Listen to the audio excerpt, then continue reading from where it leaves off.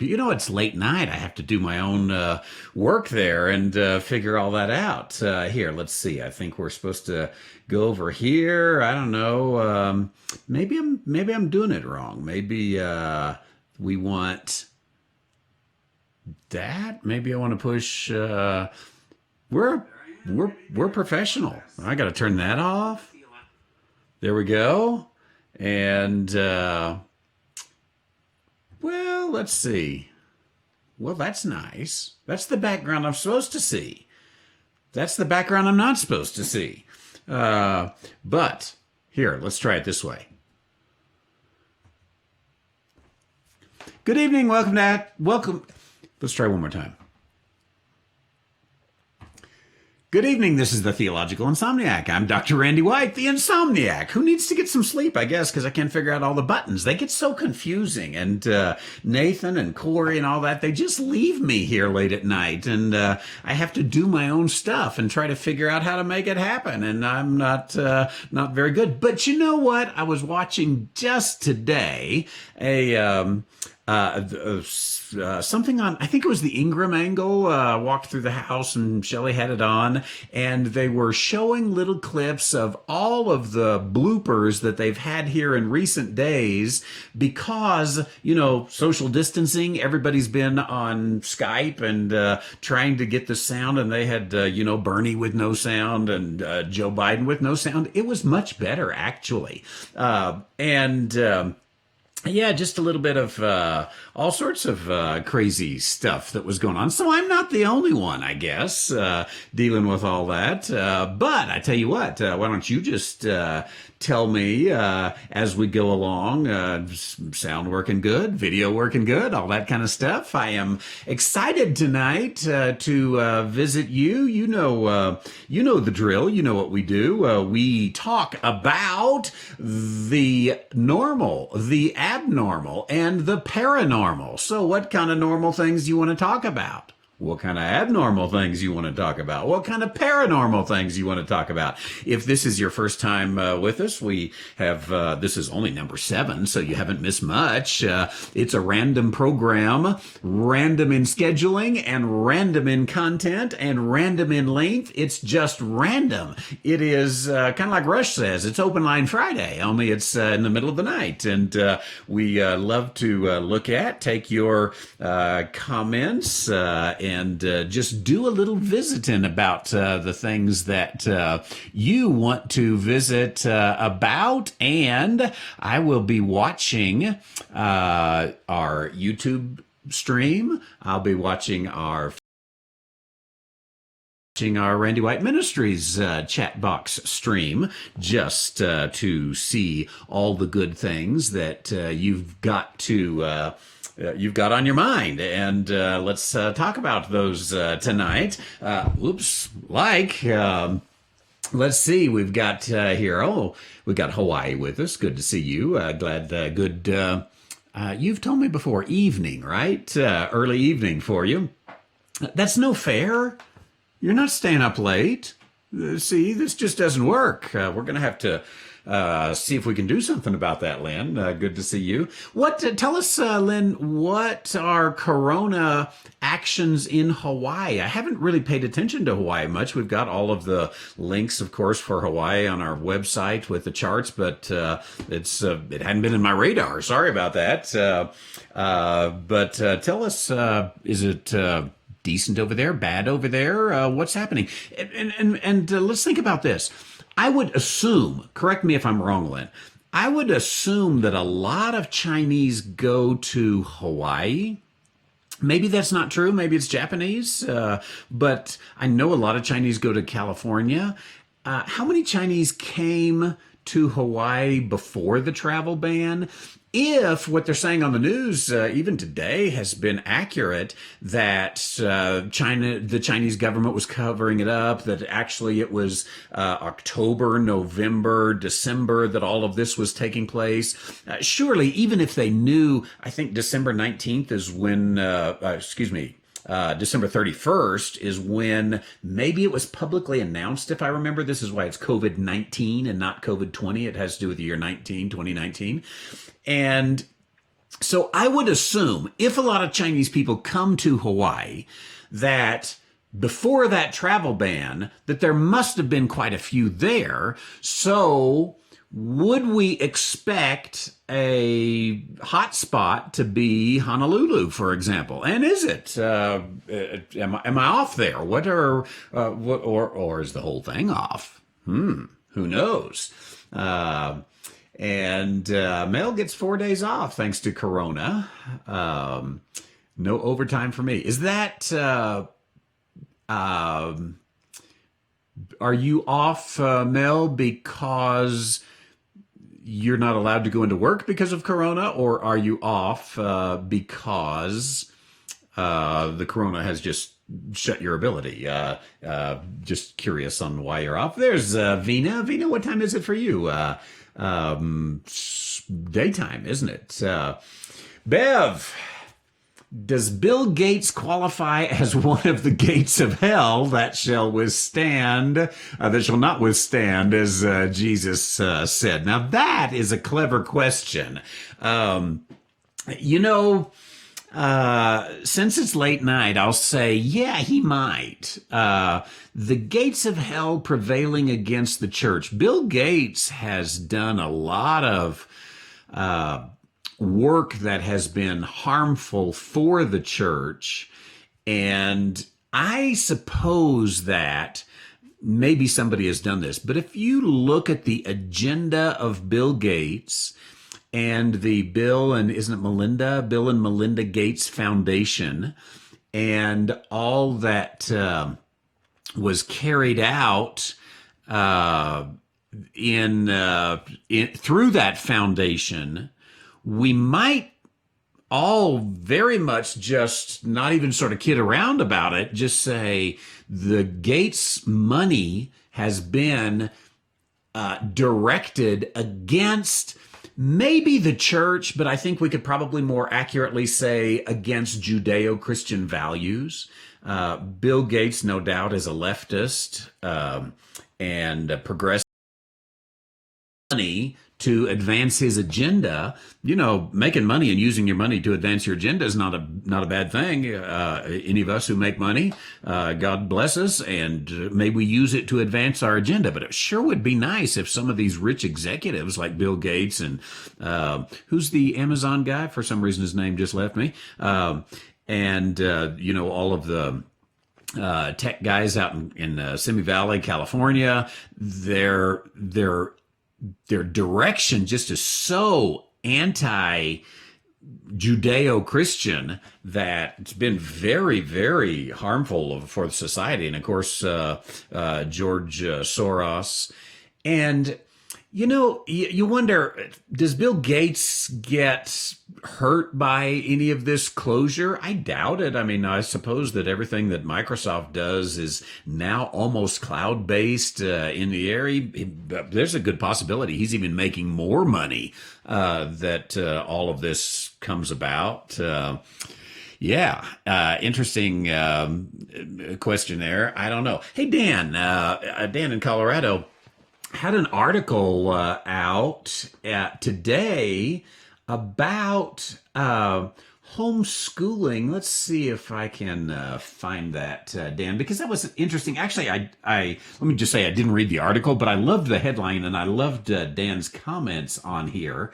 And let me see if I can pull this article for you here. I won't show all your personal information on this, Dan, but here, I just pulled up the article, and here it is.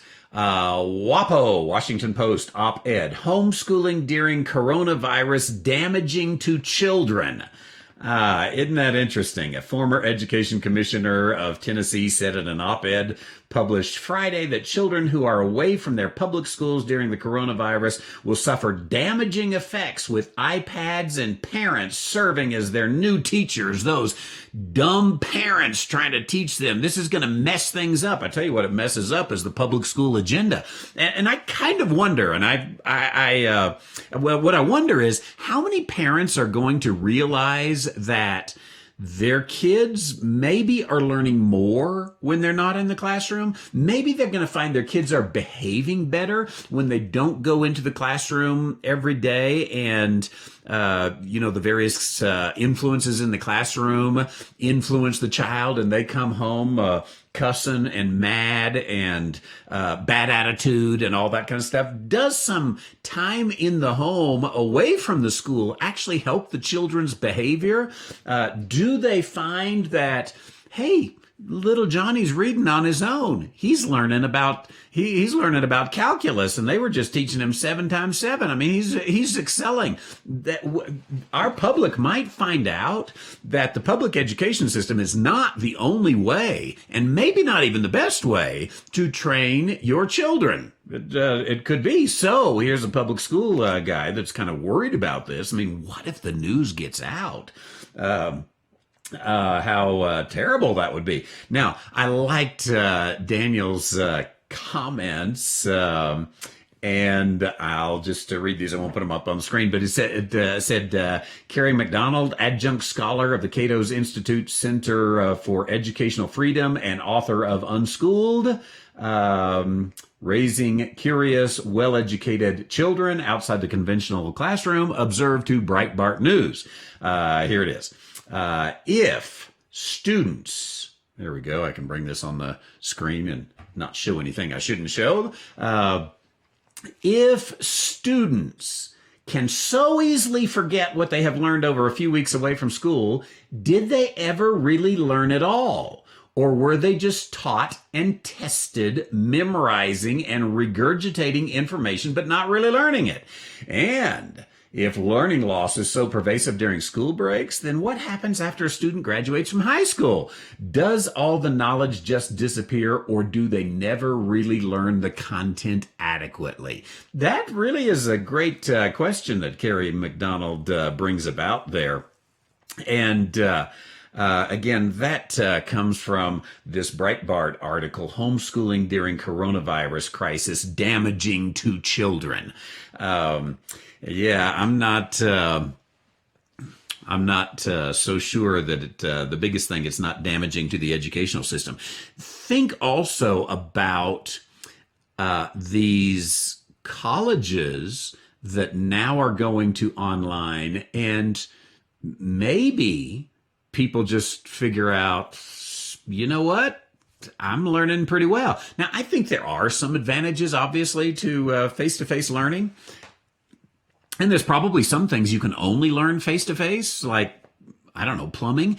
I say that, however, I've taught myself to do a lot of things I never really can do some stuff and just learn it by video. So, I don't know, might change things. Think of some other things that we can talk about here tonight. Go ahead and just put them in the chat box wherever you're watching. But think of some other things that, as we think of them, our society might be fundamentally changed. It might fundamentally change education. I'm not sure of that, but probably I think some things will be changed. I'll give you another example. My son, of course, him and his wife just had a baby, and they go to the pediatrician. And now the pediatrician, and this is true I've got a friend that's a doctor, the patient doesn't any longer come in and sit in the waiting room. Haven't you always kind of didn't like that anyway? Sort of got the EBGBs there, wondering if I should touch that magazine that they've got there. Should I look at it? Should I breathe? Should I put 2 spaces between us? It was always a little bit uncomfortable, wasn't it? Now because they had to, suddenly they're realizing, hey, they can just wait in their car. And I can just call them and say, you're here. It's this amazing thing, by the way. My son, who's brilliant, homeschooled, he has created a little app that he's presenting to doctors that they can just go on the computer, or the patient can just sort of scan right when they get there. I'm here. I'm in parking place number 6. And get all the communication right there for them. So some opportunities everywhere, aren't there? But what are some other areas in society you think it might change society, whether for better or for worse? Here are some some subtle things that we might, in a few years from now, we might sit back and say, remember when you used to go in the doctor's office and sit in the waiting room? Remember that? Boy, those were the days. So what is it that might just change through all that? Let's discuss that in there. I appreciate that. Oh, Bob up in Austin, Minnesota, really enjoying Dr. Frank's Models Facebook page. It's just fascinating stuff, actually.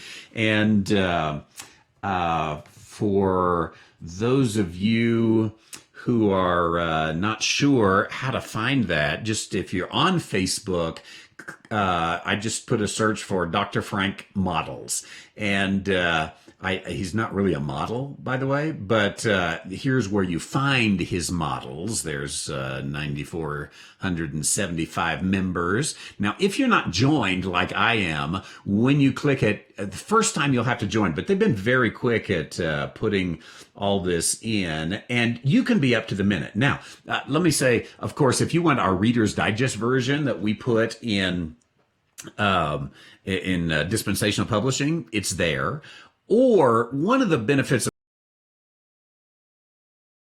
the progress, because we keep all the old charts there. And you can find those at Dr. Frank's Models also, but sometimes they get mixed in and out of order. You know how Facebook does those things.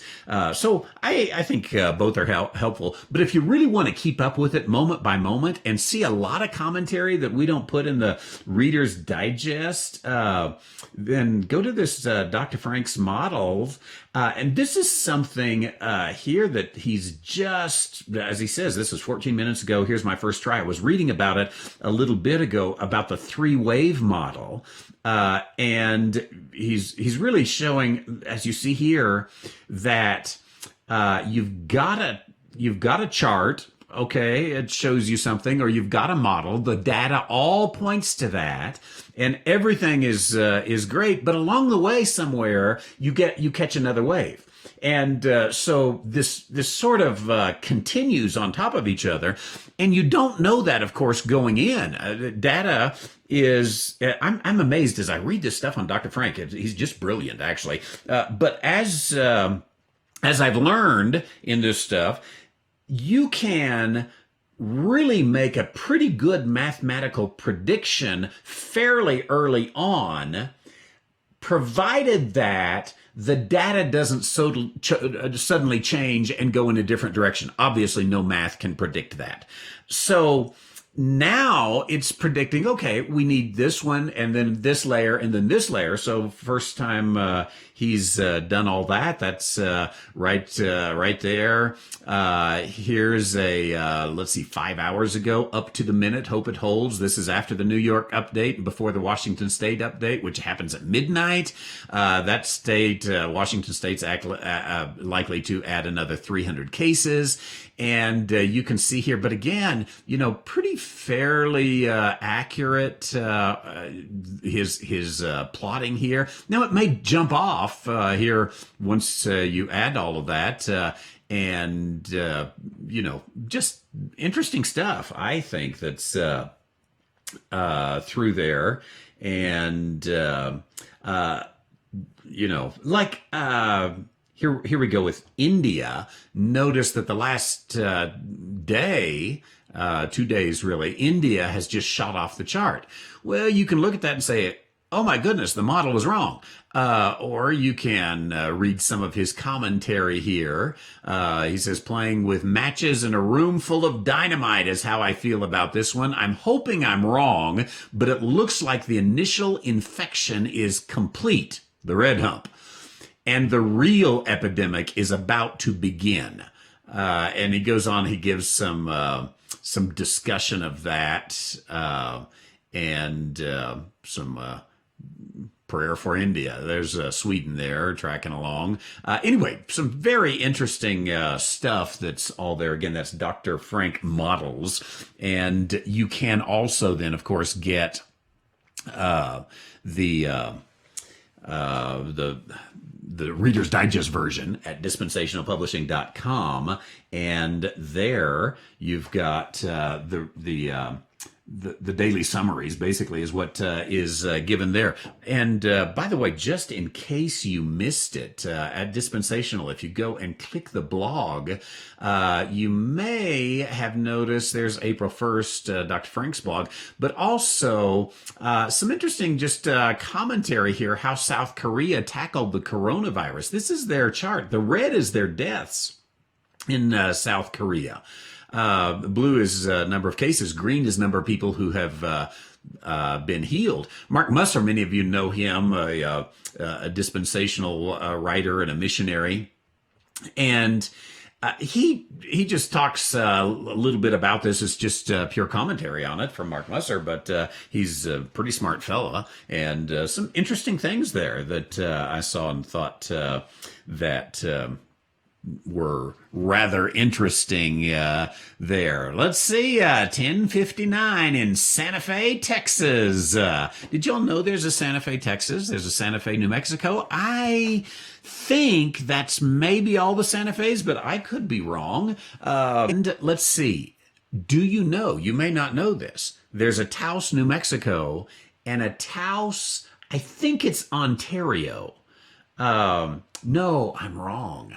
Excuse me, I got this messed up. There's an Espanola, New Mexico, and an Espanola, Ontario. I think it's Ontario. It's right up there in that Great Lakes region. And I would have never known that, except I was flying back from Israel one time, and on the little map that says where you're flying, it says Espanola. And I was like, oh, I'm almost home. Espanola's a town just south of here. So we're glad to have you from Santa Fe, Texas. And any Santa Fe, New Mexico. I don't know if we got Santa Fe, New Mexicans because they're so liberal. They don't listen to this program. Rick, from the state of Alcatraz, did you escape this evening? Have you seen anybody drawing circles like Honey the Circle Maker to protect themselves from the coronavirus? What happened to the magic circles? I think it goes to show that that evangelical mystical fads are cool when things are going good, but are revealed to be frauds when things are bad. I believe in prayer, but I'm glad I don't have to draw circles. Same with all the fake faith healers. Carry on, sir. Hashtag bald theology. Well, thank you. That's, it's a great thought there. Of course, all of you remember a few years ago about Honey, the Circle Maker, and Mark Batterson, and the book that he wrote.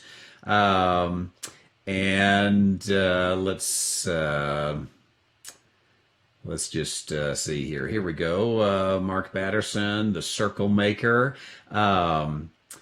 And praying circles around your biggest dreams and greatest plans.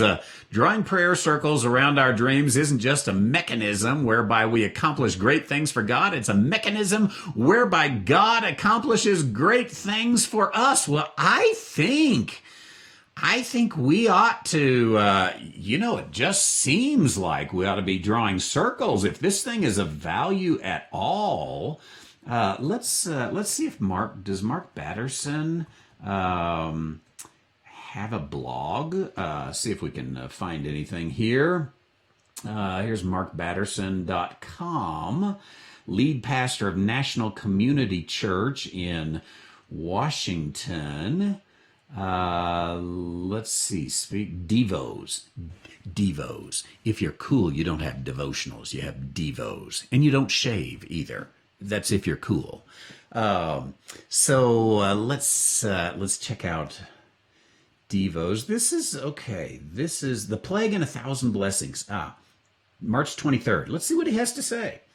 Did you know that an observant Jew says a bare minimum of 100 blessings a day? That would actually, he should have said a Hasidic Jew. There are observant Jews, like conservative Judaism, that don't go through much of what he's talking about here. An Hasidic Jew, the Hasidim, That's probably true of a Hasidic Jew. Those blessings cover the gamut of human experience. They offer a blessing before they eat, like many of us, but they also offer blessings during the meal for different tastes and smells. After the meal is over, you guessed it, they offer a bookend blessing. Observant Jews bless God for a new day, a new article of clothing, a new experience. Whenever they experience something pleasurable, it translates into praise. During the days of King David, a devastating plague is to claim to have claimed the lives of 100 Israelites every single day.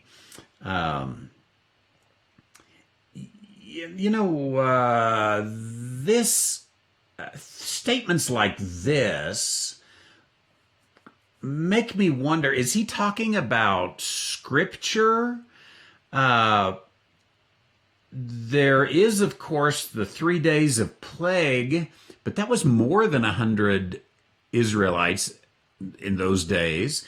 Or, when he says during the days of King David, a devastating plague is said to have. Where's he getting his information? Is it like in 1 Kings chapter what? Maybe somebody can find what he's talking about here. That's when a council of Jewish rabbis in David's day. Mark Batterson, have you ever read your Bible? They didn't have rabbis in David's day.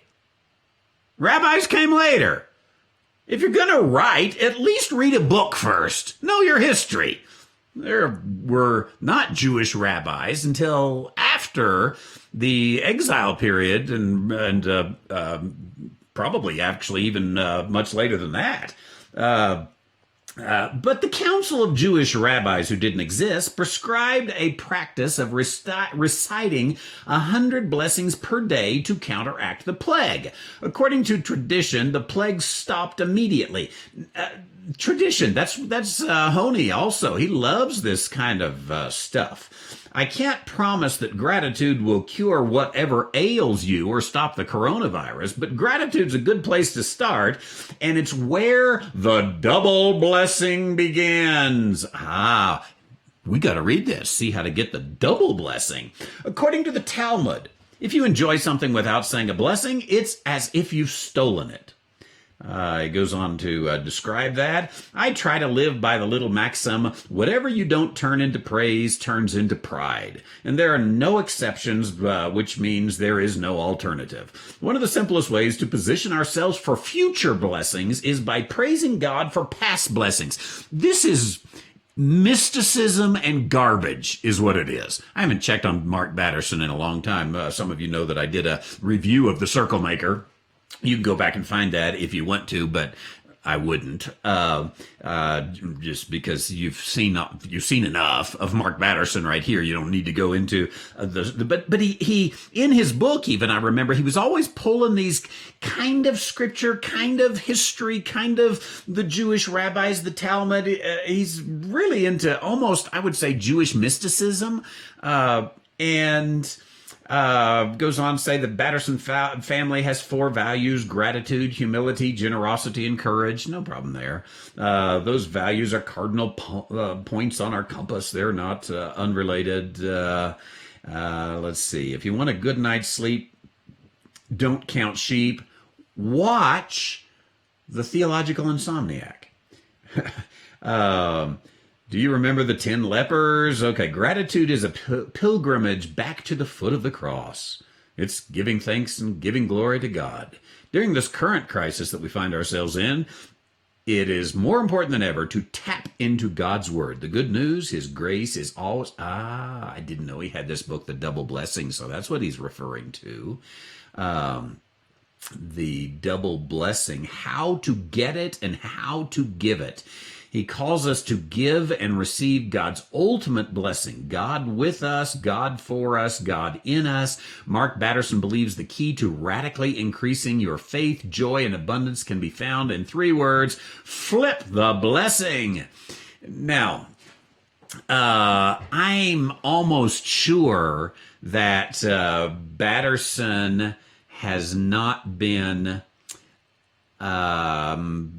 drawing circles around coronavirus. You got a great point there.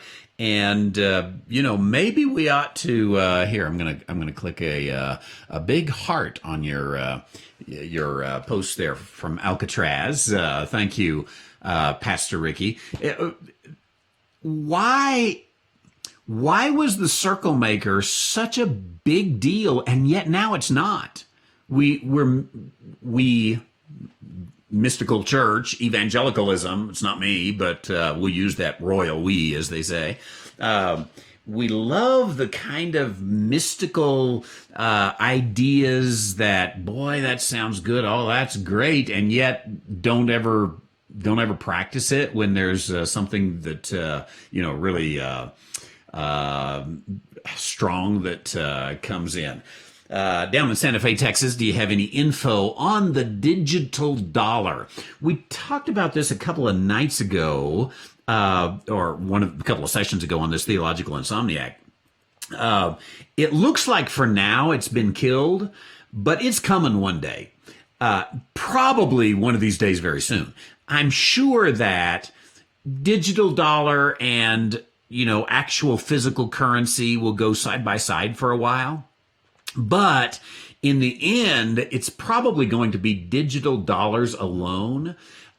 This is one of the things that I think we ought to be asking candidates for public office. What do you think about a digital dollar? I think that pastors like me, I haven't done any education on it other than we talked about it a couple of nights ago on this program. We ought to be educating our church people about this.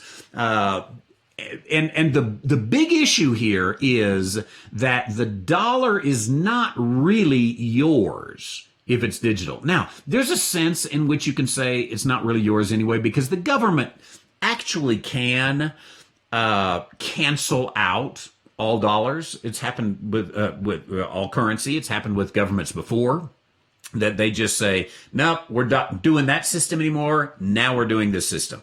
So there's a sense of that. But in digital currency, they literally can flip a switch and prohibit you from giving here. Or, they can arrest you. They would never do that, right? I mean, they're freedom of religion and separation of church and state and all that kind of, so it's a good question because, say, for example, here in New Mexico, our congressman is leaving his office. Ben Ray Lujan is his name. He is a loon and very liberal. But he is running for Senate because the senator is not going to take his position again, Tom Udall. So he's trying to get that Senate seat. Well, there's a number of pretty decent Republicans. Mark Ronchetti is one of them, who has been a weatherman. So has been a weatherman at one of the big Albuquerque television stations. And in New Mexico, the Albuquerque news, it's basically statewide. All of our news comes from Albuquerque. So this weatherman is well known, and he's a Christian of the evangelical sort. He holds some fairly good right-wing values, and there's some others. There's a lady actually running that her values are probably even stronger. I don't know if she's quite as electable, but stronger. But nonetheless, my point in all of that is that we need to be asking guys like Mark Ronchetti, what do you think about the digital dollar? And I think what I would want in a candidate is to know that they know this is on the horizon and they need to have a position about it. And I used to think, how do these guys have a position on all these things? Well, you're spending full time running for office, or you are in office full time.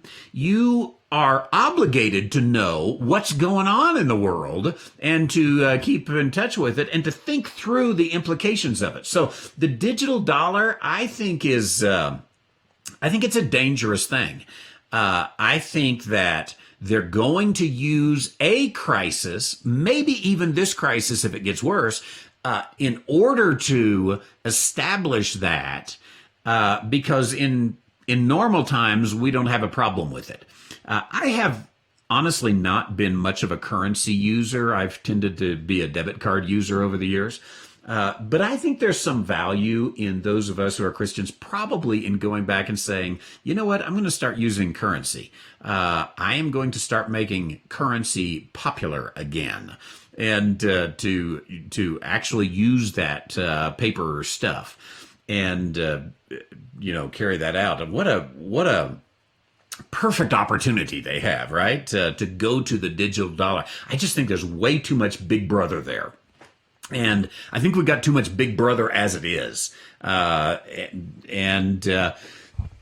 furthermore, has a website ever been hacked? Yeah. Can they guarantee us this total safety? You can put money under the mattress. The house might burn down, or you might get robbed. You do have to. That is true. And if you lose the cash, you've lost the cash, no doubt about it. All of us have, lost our dollar bill sometime, somewhere along the way. But I'm just not sure I trust the whole digital world to that. I mean, you saw me try to start the program here tonight. I don't know that all that's a good idea. Thanks, Rhea, for your question. Mankato, Minnesota. Is that how you say it, Tammy? Glad you're here with us. Yeah, double blessing. That is. Joe says double blessing, huh? That's. It gets into some weird stuff there. The double blessing. I guess. God blesses us. If we turn around and bless others, then somehow that will come back upon us. It looks to me like a health, wealth, prosperity kind of deal. And that's really what the Circle Maker was. As you read the Circle Maker, it was how to get rich and powerful, selling dumb books. But thrill of that, yeah. Who knows?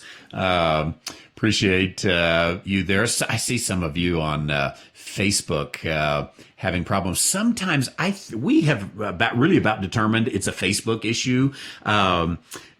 Sometimes on Facebook, it seems to freeze up a little more. If you looking to stick with us long term, maybe switch over to YouTube, youtube.com/Randy White. You'll see us there, and you'll find that there. And speaking of YouTube, let me get back over here to the Tara to YouTube. Tara has something that I've been meaning to look into. Talk about someone running for office who should know something. Tara, I'm not running for office, by the way. Tara says, I've been sucked down the Q conspiracy theory.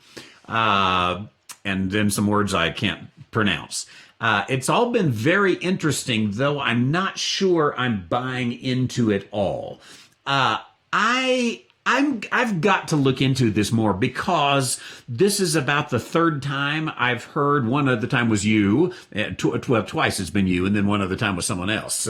But this Q conspiracy theory, I tell you what, if you can put it, I've got a few comments ahead, so it may be a moment before I get there, but if you could describe that for us in a few words, that we could look at that, and we'll try not to get sucked down the hole there.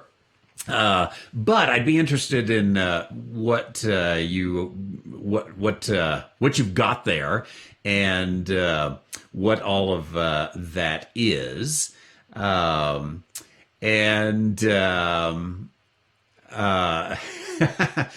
Stephen, you are fine, I can tell you. Stephen says, after my rants about the king is coming.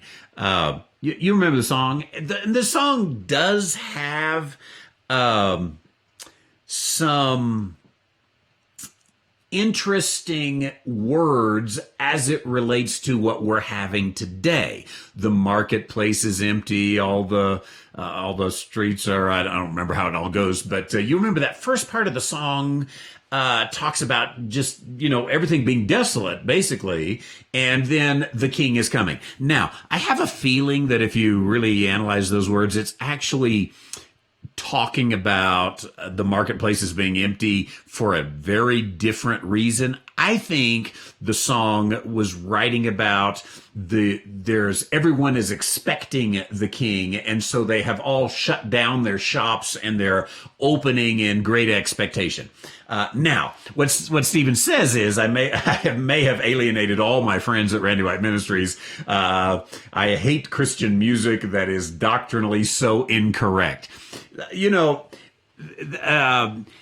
Randy White Ministries is not the place for people with soft feelings.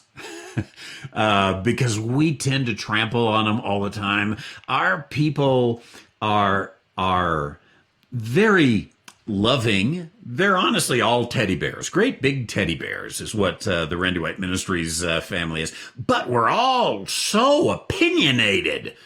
And I like that. I think it's so good that we can come in and just say, absolutely not. That's unbiblical. That's wrong. By the way, Stephen, I haven't read your comments, so you know, if I totally disagree with you later, I'll tell you. But there's something that our society has kind of missed in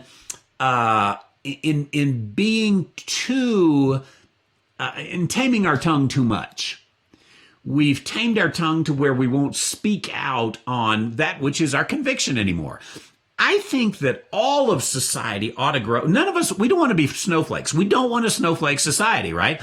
All of our society ought to grow up a little bit so that we can speak the truth, hopefully in love, but I think that it doesn't matter. Because truth is truth, and I don't know that love has anything to do with it. But as a matter of fact, that particular scripture, Ephesians chapter 4, verse 15, somehow I got the program started without my Bible software up, so let me bring that up here. And it'll take just a second. But Ephesians chapter 4, verse 15, I think that maybe we have read that incorrectly. And as I'm pulling that up, this taming the tongue, where we really don't want to offend anyone and everybody's kind of hurt over something somebody said. I think we ought to just grow up and get over it and be somewhat blunt as a society. And maybe Donald Trump is helping get us there. He is a little blunt, isn't he? But here's the passage where I think that maybe we've done a little disservice to it. But speaking the truth in love may grow up unto him in all things. What if the comma's in the wrong place?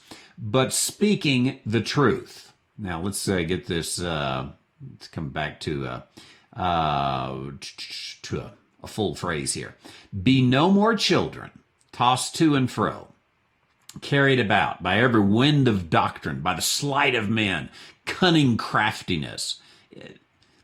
Is he speaking the truth in love, or is he just speaking the truth here? That's pretty sharp words. Carried about by every wind of doctrine, sleight of men, cunning craftiness, whereby they lie in wait to deceive. So be no more children, but speaking the truth. And what if you put the comma there?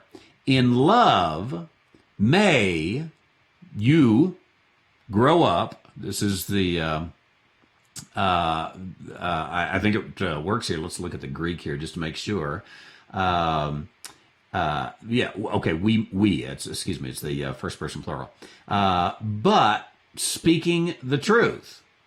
In love may we grow up. Now, speaking the truth, or as it has it here in the Greek, is holding to the truth, may we grow up. Now, in love is an indirect object, and it could go to both of these. Just make sure I'm correct here. So you could be holding or speaking the truth in love, and we may grow up in him, or holding the truth, we may grow up in love in him. I'm just not sure that we've completely always taken that correctly through that. But, in doctrinally incorrect music, we put up with that too much, I think. I think Joe was on the line earlier. She's in our church. And, she can testify. Many times I've stopped a song and said to the congregation, let's change this word. Let's redo this. I kind of like, and probably many of you do too, Days of Elijah, that song. It's kind of singable. It's kind of, got a neat little tone to. I don't like that one part that repeats forever and ever and ever, and so we always just skip that. But the words of Days to Elijah, part of the words of Days to Elijah especially, just aren't true because these aren't the days of Elijah. So I just went through and sort of changed some of the words. And now, you can't change it to these aren't the days of Elijah because then it's kind of dumb to sing. But you can make a few subtle changes in there and get it where there are days of Elijah coming, and we pray for those days, and we want those days to come. They're just not right. They're not here yet. I think going back to the point here is that we put up with too much bad Christian music, both doctrinally, which is the bigger deal, but also I even think musically. I think that I've got too many thoughts going through my head here. I'm gonna show you some old newspapers later. Probably I tend to do this on this deal. And one of the things I've noticed in the old newspapers is they're often getting together to hear someone play the piano or the violin or to sing a song. And we've lost that in society a little bit. And in addition to that, we've lost our appreciation for good and singable music that really around the campfire we can join in and sing. And I think that's unfortunate as a society. So in church music, we've lost the doctrinal portion of it. You could argue that there's always been doctrinally bad church music, and there has, but of late it seems to have been so much worse. But we've lost the musical portion of it as well. I don't think we're writing songs that are going to last 100 years like so many others, or several hundred years like Amazing Grace and some of the others. A Mighty Fortress is Our God, A Bulwark Never Failing.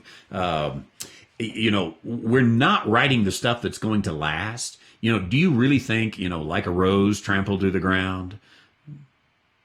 I Felt His Love. How's that go? I can't even remember.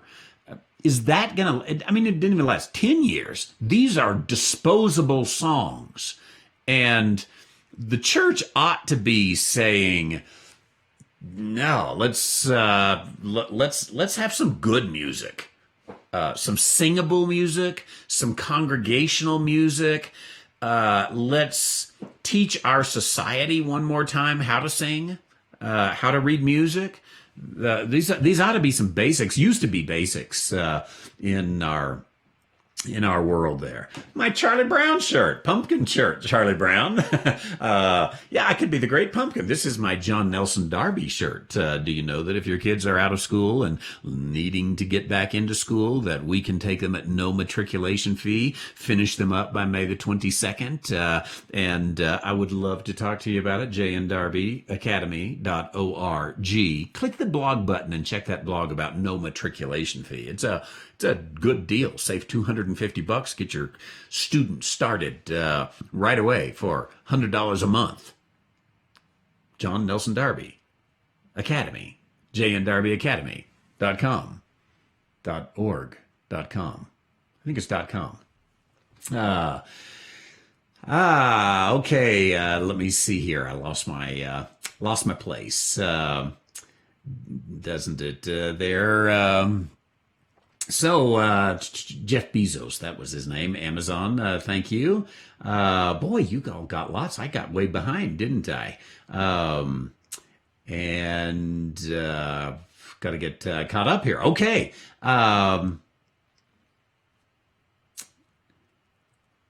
There we. Oh, Tara. Turns out the late night guys aren't funny without all their production and editing. Uh, that might be true. I don't. I quit watching them a few years ago because they quit being funny. I think Jimmy Fallon is, yeah, Jimmy Fallon. He's the one that took over for Jay Leno, right?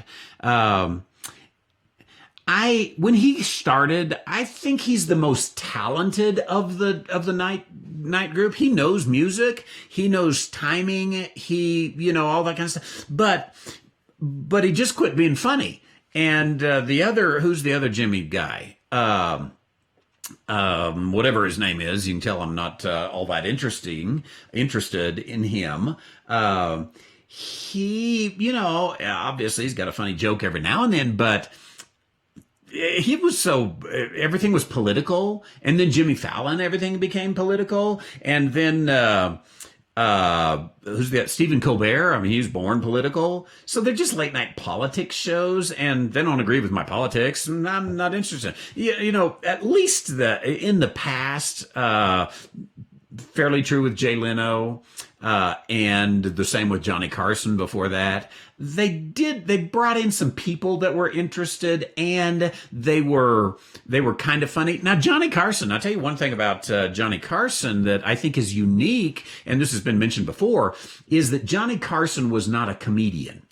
And because he was not a comedian, he was not producing jokes. He was laughing at jokes.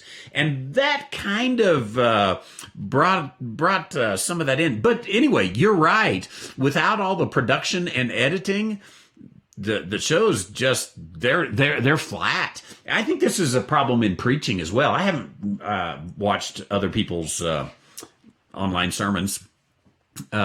But there's more online sermons today than there ever been before. I mean, if you got one thing good about coronavirus, it has been a sudden explosion in online churches, Bible studies, sermons, even children's Sunday school classes. Lots of good stuff, and I'm sure some bad stuff going on as well. But and fortunately, I've been doing it a few years, but it is much harder to talk and connect with an audience and feel like you and I are in the same room when I'm looking at a lens. That's all I'm looking at. And I'm here in a shed and there's nobody else in here. That's a hard thing to do. And it takes some time and practice. Anybody can do it. But, if you're used to all this big production editing team and all this kind of stuff or whatever, or you're used to a live audience, makes a huge difference, through all that. And, it doesn't work. Dan, what's more useful in Bible study, if at all? Jewish rabbinical commentaries on the Old Testament, in particular from the Gemara,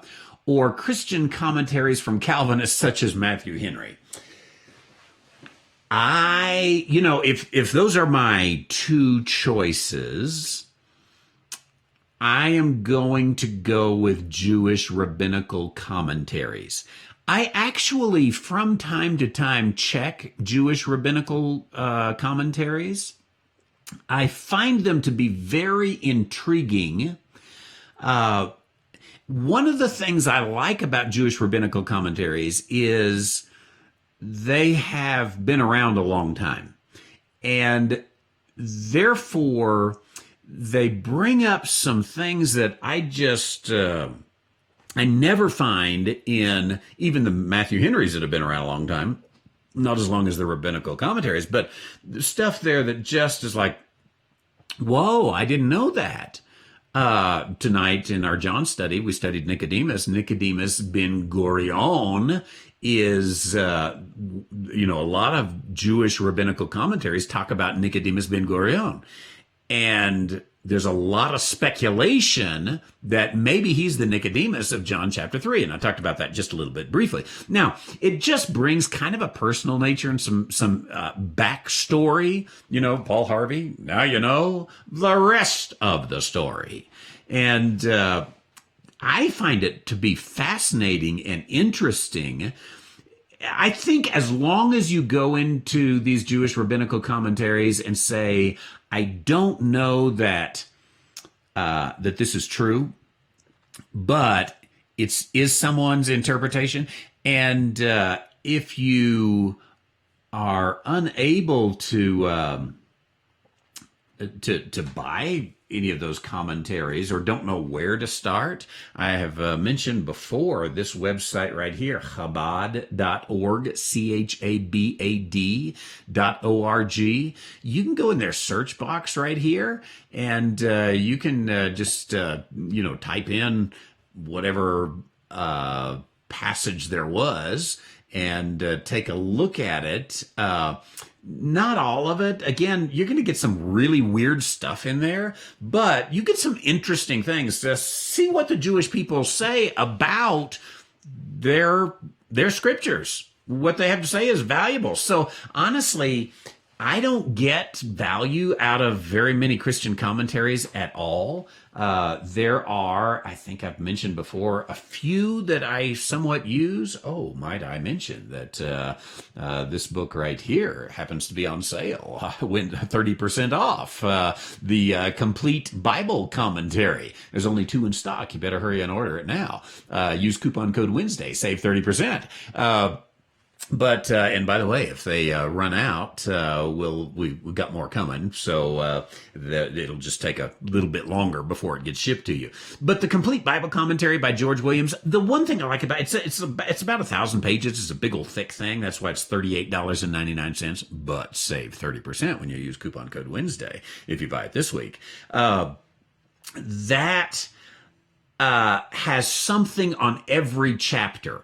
And often, I keep one at my desk, and often I do look to that when I need a quick reference. I'm stuck on something. I don't agree with everything George Williams says, but he was a dispensationalist, and I would say even leaned towards rightly dividing. So, some of these obscure passages that I don't have time to get into it, I need a quick answer, boom, go to George Williams, and it's valuable commentary. Matthew Henry, he leans so covenantal that I really don't use him much at all. He did have some decent outlines that was there, but yeah, between the two, I'll go for the Jewish rabbinical commentaries. I think they're very interesting. I also was going to mention. This won't help you much because we're having a terrible time getting them. But at dispensationalpublishing.com, this Israel Drazin, Unusual Bible Interpretations, Joshua, Judges, Jonah, Amos, Ruth, Esther, the 5 books of Moses. And here's an interview that we did with him a number of years ago, 2017. Now, I have a terrible time getting these books, so for the most part, we don't sell them much anymore. And I don't even hardly see them on Amazon much. But anyway, look, if you can find a copy. Now, Israel Drazin, Brigadier General Rabbi Israel Drazin, is a liberal. And he does not have the respect for the word that you and I would, the verbal plenary interpretation of the word that you and I would. But he's a great historian. He understands Judaism, and he brings a lot of things in. He's got a blog that Books and Thoughts, is that it?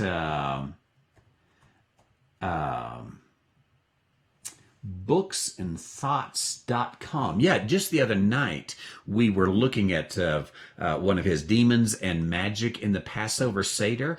Let's go home. Here's, let's see. There he is right there. There's some of his books, and I don't know if you can order them here. Possibly you can. But his blog is kind of interesting to watch. Now, like this one right here, just put it out today. Our Passover is not the biblical Passover. Now, that sounds like heresy, but when you read it, he's pretty much right. I haven't read this one, but I've read some of his stuff on this particular issue. I did notice that he put this out today. But this goes, all these organizations go around now doing a Christ in the Passover. And I've mentioned this before, but I don't think that the things of today's Passover were even in the Passover Christ was doing. And that's what Israel Drazin is saying here, is that the things that we do in Passover now, or I say the things that the Jewish people do in Passover now are since the biblical times. That's why he says our Passover is not the biblical Passover. I assume that's what the article is again, because I've heard him and seen some of the things he's written on some of this. So I think you can get some very interesting things. Now I say that, and again, let me put in the parameters. Be very careful, because there is some lunacy in there. Also, there is some outright rejection of the plain teaching of Scripture. There is some mysticism, Jewish mysticism that you get in there. So there's some legend that comes in there, but there's some interesting stuff as well. So with that qualification, I'm going to say go for the Jewish rabbinical commentaries on all of that, and I think that you'll like that in all that. So let's see. Hawaii has been social distancing from the mainland USA ever since it became a state of the USA. Which was 1948, and the previous state was Arizona in 1912. And right before Arizona was New Mexico in January of 1912. So 1912, the flag added 2 stars, just like it did in 48. Arizona and New Mexico were established in 1912. New Mexico in January, pardon me, I don't know the date for Arizona. And then Hawaii and Alaska in 1948. And so, of course, if you look at any picture of a flag before 1948, the flags are all lined up because there were only 48 stars on them rather than 50, where they started zigzagging them. Yeah, you've been social distancing, haven't you? It's not a bad thing. Oh, Karnak's hat. That's what I need, Fred. You're right. The great Karnak. I'll have to do some shopping there. See if I can get that. Let's see. So, Lynn, back to our earlier comments on the virus in Hawaii. She says, we have Chinese, Japanese, and Korean visitors, but now our travel industry is dead in the water. Many hotels are closed. That's tough. I think Mel's right. We need to all move to Hawaii just to help out the local economy there in all that.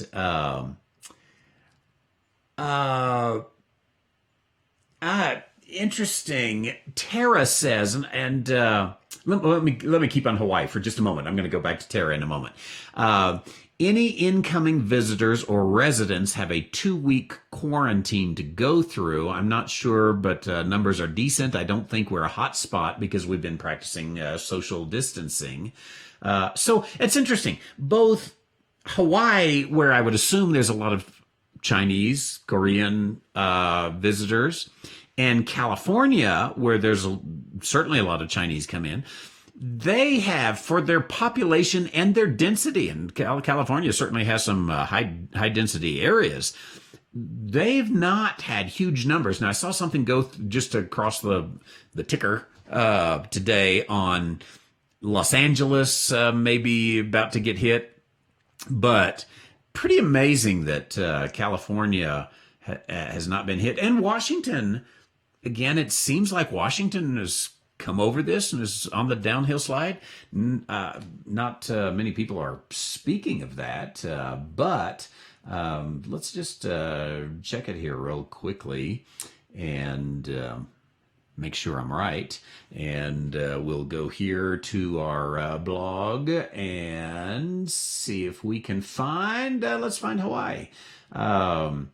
And Hawaii, yeah, looks like, let's see, this was updated on the 30th. Looks like on the 30th they had about, I don't know, 25 new cases a day, 30 before that. But fairly low. Looks like as of the 30th, they had no deaths. And so, yeah, very good. Let's check California here and see how they're doing. So this is also March the 30th. A little too early to tell. I doubt that's necessarily going to follow that chart quite so well here. As we mentioned earlier, may get that second wave that goes through there. And so that's, fairly high. Let's say we're talking 900 cases a day, new cases. And other than the last 4 days, it's been less than 500 a day. So all of that, when you consider there are 40 million people in California and lots of Chinese coming in, I think that I heard the other day it was something like 15,000 people a day or something like that come from China. I may be off on that number. Maybe that's nationwide. Prior to, of course, the travel stoppage. But that was a long time after it all began, depending on who you talk to, depending on when it happened through all that. So interesting. Okay, Lynn says we have had a few deaths.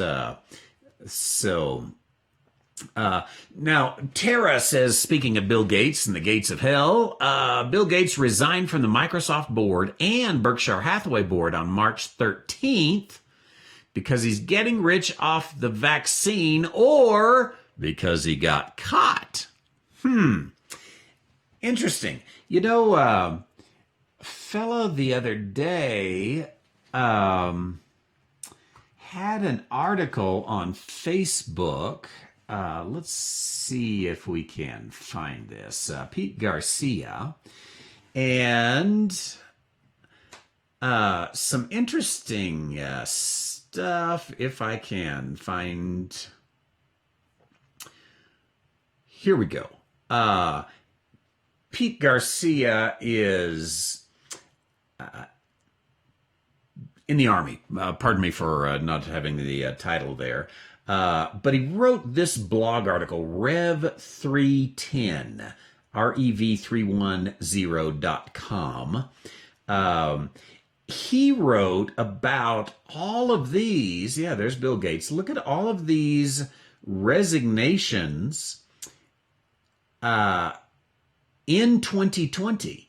These are, top guys. He speculates why in the world, what's going on that all of these, are leaving their jobs here. And as you see here, something has them spooked, is what Pete Garcia says. He takes a little bit of assessment here, does some explanation. As you can see, it's a detailed article. He says that's the obvious explanation. Here's where things get sinister. And he talks about politicians. Those politicians are not the real power brokers. They answer to these forces who fund their campaigns and keep their pockets lined. And so goes through some interesting stuff here that is worthy of checking out. Again, it's a long article. We won't go through all of it tonight, but that's rev310.com. Force majeure, Pete Garcia. Check that out. I do think it's interesting that there's been a plethora of high-end CEOs that have resigned this year. What's up? He analyzes that pretty well, I think, and he's certainly put more thought into it than I have. So I don't know that I could add all that much in there to be of much value there. Oh, you're right, Bob. My history was wrong. Actually, Alaska became a state in 59 and Hawaii in 60. You're right about Alaska, and Lynn probably knows, but let's just say, when did Hawaii become a state? The answer is the answer is somewhere. Well, it was President Dwight Eisenhower. You would think this was easier to find. August 21st, 1959, Hawaii becomes the 50th state. So, yeah, I don't know where I had my 1948. Thanks for correcting me there. Maybe it's late. That's what it is. I actually know when it happened. I just wanted to check with you. George has a great question. How do I access your website? That is your web address. It is, I'm going to give you two. randywhiteministries.org is our official website.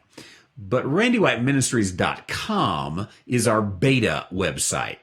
We put all the new stuff we're playing with on .com first. Eventually, .org will look just like that. But you check out either one that you want. And if you want to get this broadcast here, it's only on the .com. I think. I haven't looked at either one of them tonight. But randywhiteministries.com is where you can see us there or get all of our information that is there. Thank you. I appreciate that. Okay.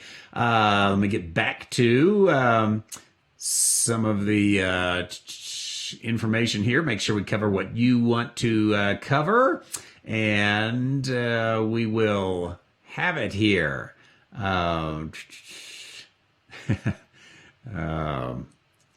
Little late night comedians on here.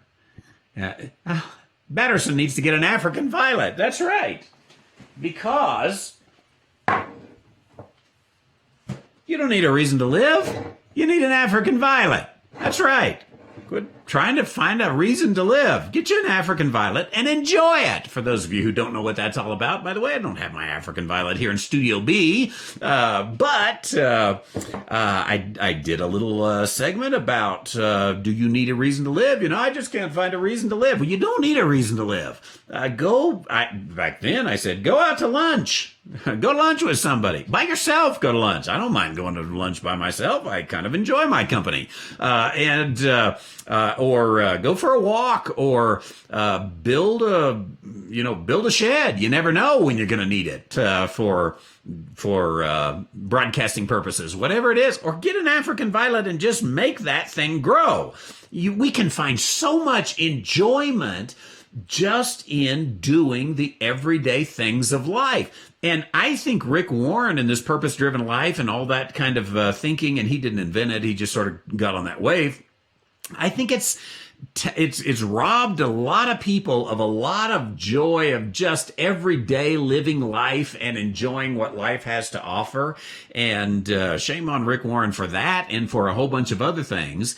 But I think we're so much better off if we just get an African violet. And Batterson probably would be, he'd be doing much better there as well. I should clean up my set there, shouldn't I? Make it all look nice. Yeah, somebody send Batterson an African violet. He'll kill the violet. Uh, Stephen, in Florida, what percentage of songs in a typical Baptist hymnals have at least one doctrinal error in the lyrics? This obviously is a guess, but I'm going to say 70%. Fortunately, in a hymn, you can skip a verse. So sometimes you can skip those. Sometimes you can't skip them, in which case you have to either subtly change them or not sing them. Now, truth is, churches that still use hymnals, of course, that's a slim minority there, right there, but churches that still use hymnals or sing hymns, actually, though there might be, I don't know, 200, 300, 400 songs in a hymnal, they sing. It would be interesting to go through and figure out, do they sing 30 of them, 40 of them, and they ignore the rest of them? And one time, years and years ago, probably 95, I was a young pastor, and I decided on Sunday nights we were just going to sing through the hymnal. And so, we had our normal 4 songs or whatever we sang on Sunday night, and we just worked starting in January, and we just worked singing, from number 1, 2, 3, 4, 5, 6, and some of them were just awful. You couldn't sing them. The theology was bad. It was kind of a fun thing to do. I wouldn't ever do it again. But it was kind of a fun thing to do. We learned a couple of good ones that we didn't know, but man, there's some awful ones in there. So many of the hymns have a postmillennialism to them because hymnody was done in, let's say, pre-1920.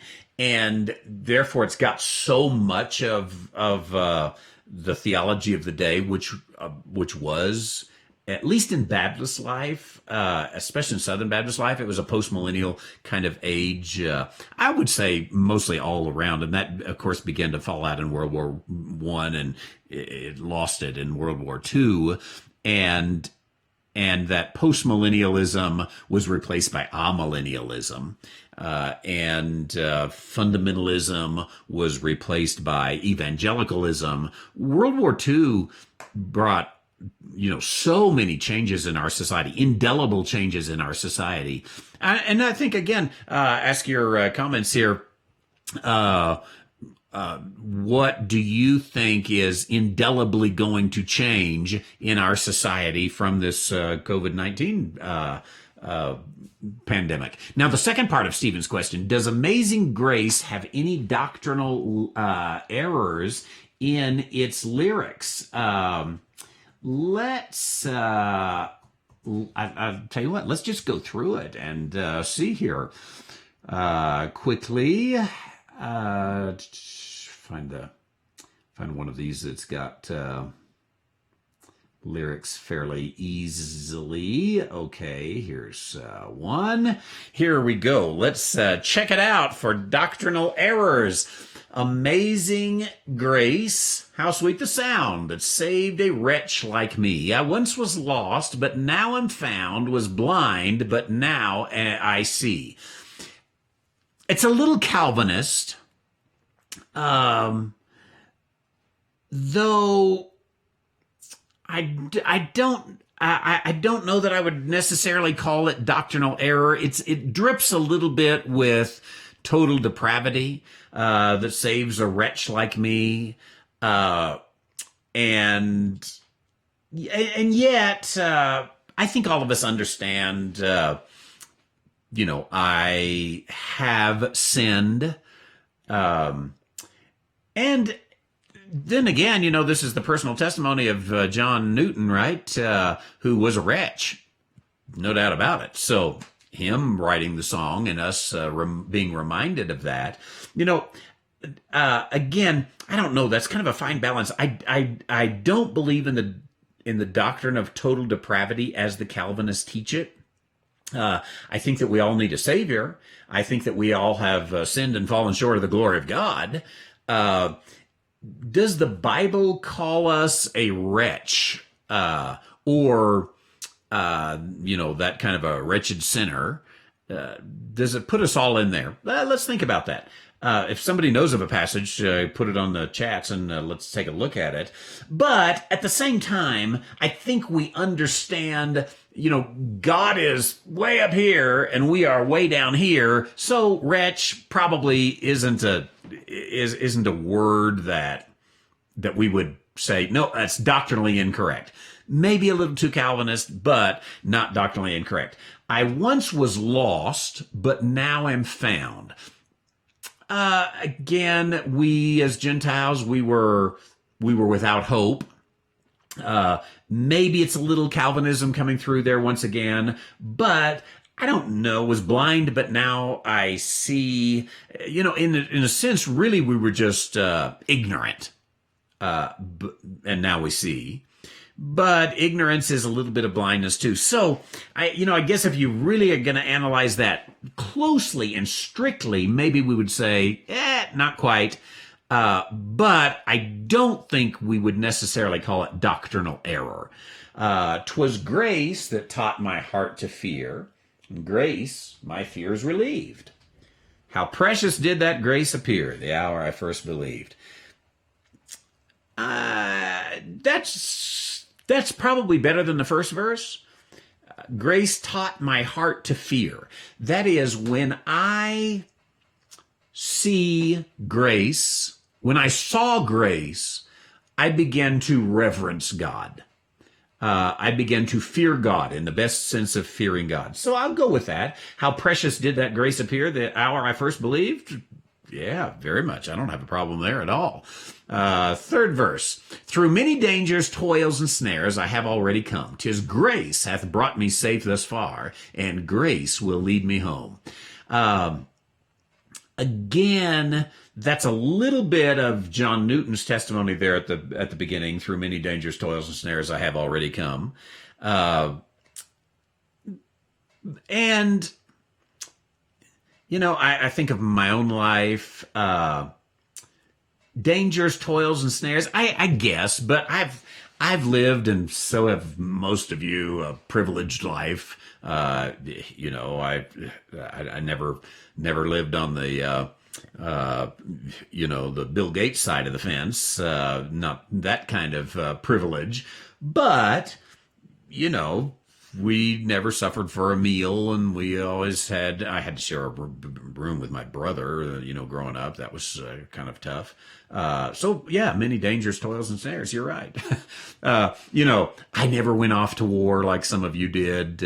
I've never spent the night in the hospital other than when our kids were born.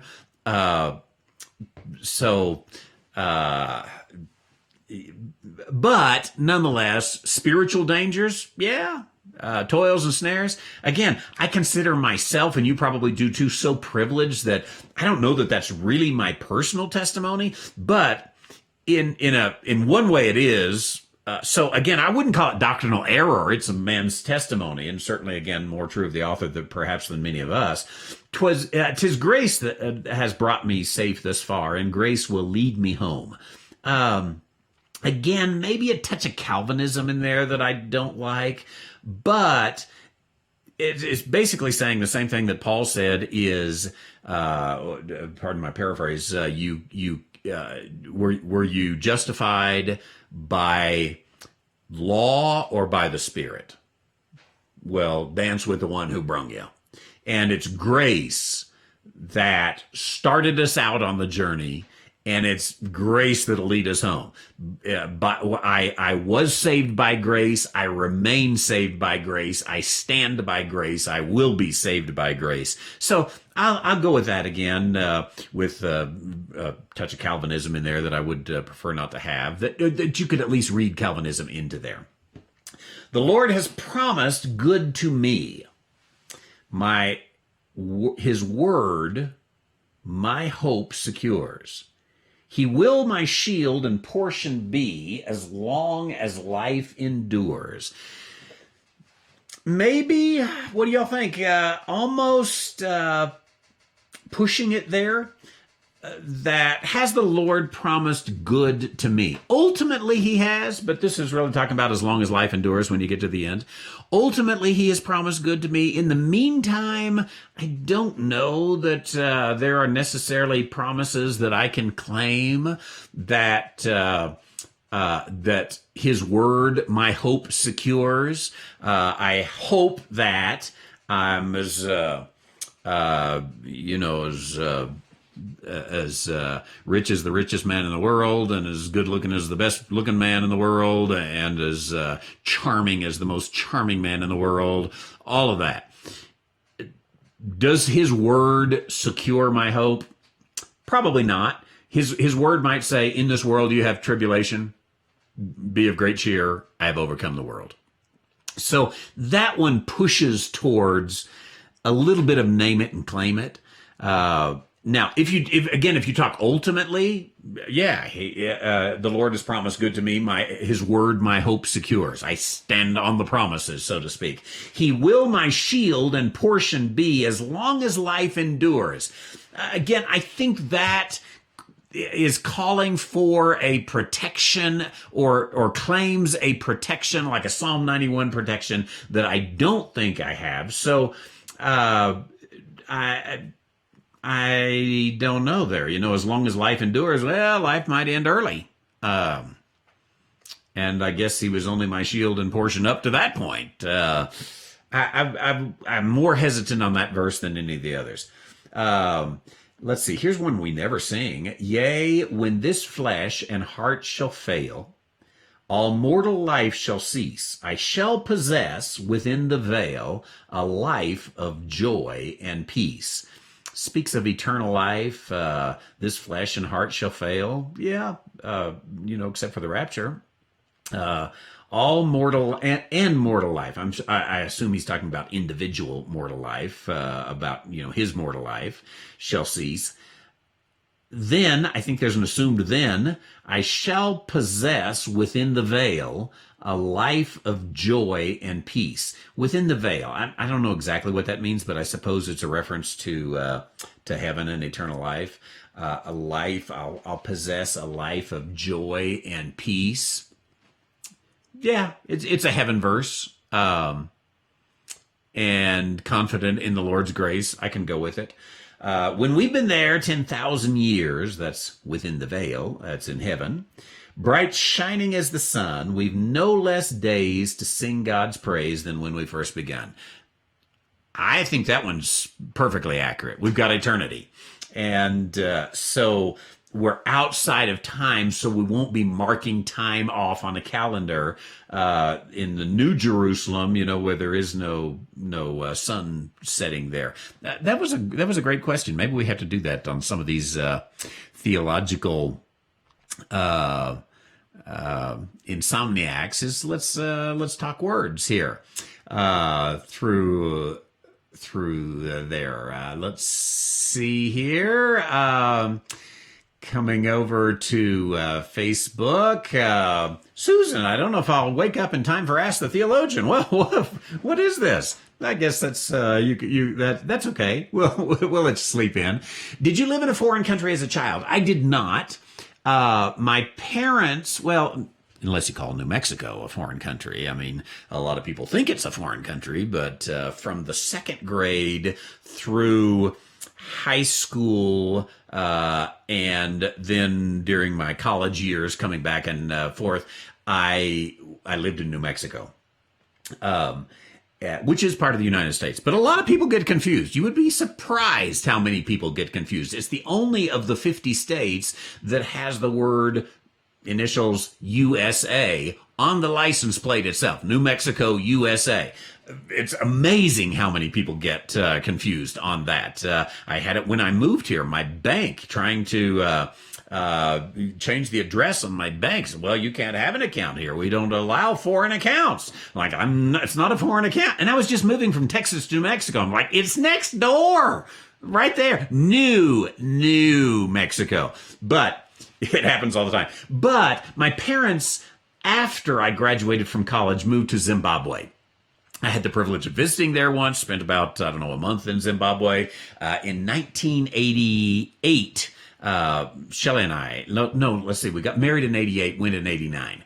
So we both got to spend some time there as they were missionaries in Zimbabwe. That was, of course, 10 years after the revolution from Rhodesia to Zimbabwe with Robert Mugabe.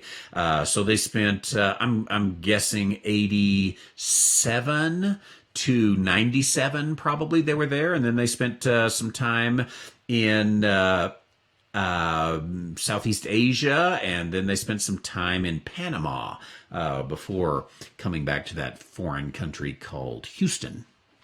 But I never have lived overseas. I've had the privilege of going overseas a number of times, of course, but have not lived there. Okay, let me get back to YouTube here and the questions that we've got coming in. Mankato, where Little House on the Prairie always went to the big city. Mankato, I remember that now. Of course, everybody in our generation watched Little House on the Prairie, right? I can almost sing the song, but I'm getting it mixed up with the Waltons.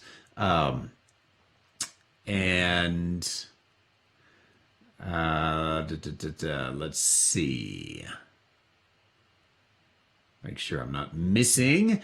Could you do a teaching on progressive dispensationalism, exposing the garbage therein? Stephen, thank you.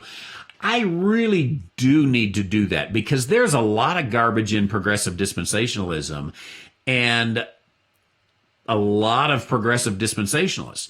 Dallas Theological Seminary, I would say, has gone almost completely progressive dispensational. Moody Seminary, if you can even still call it dispensational, what is there is progressive dispensationalism.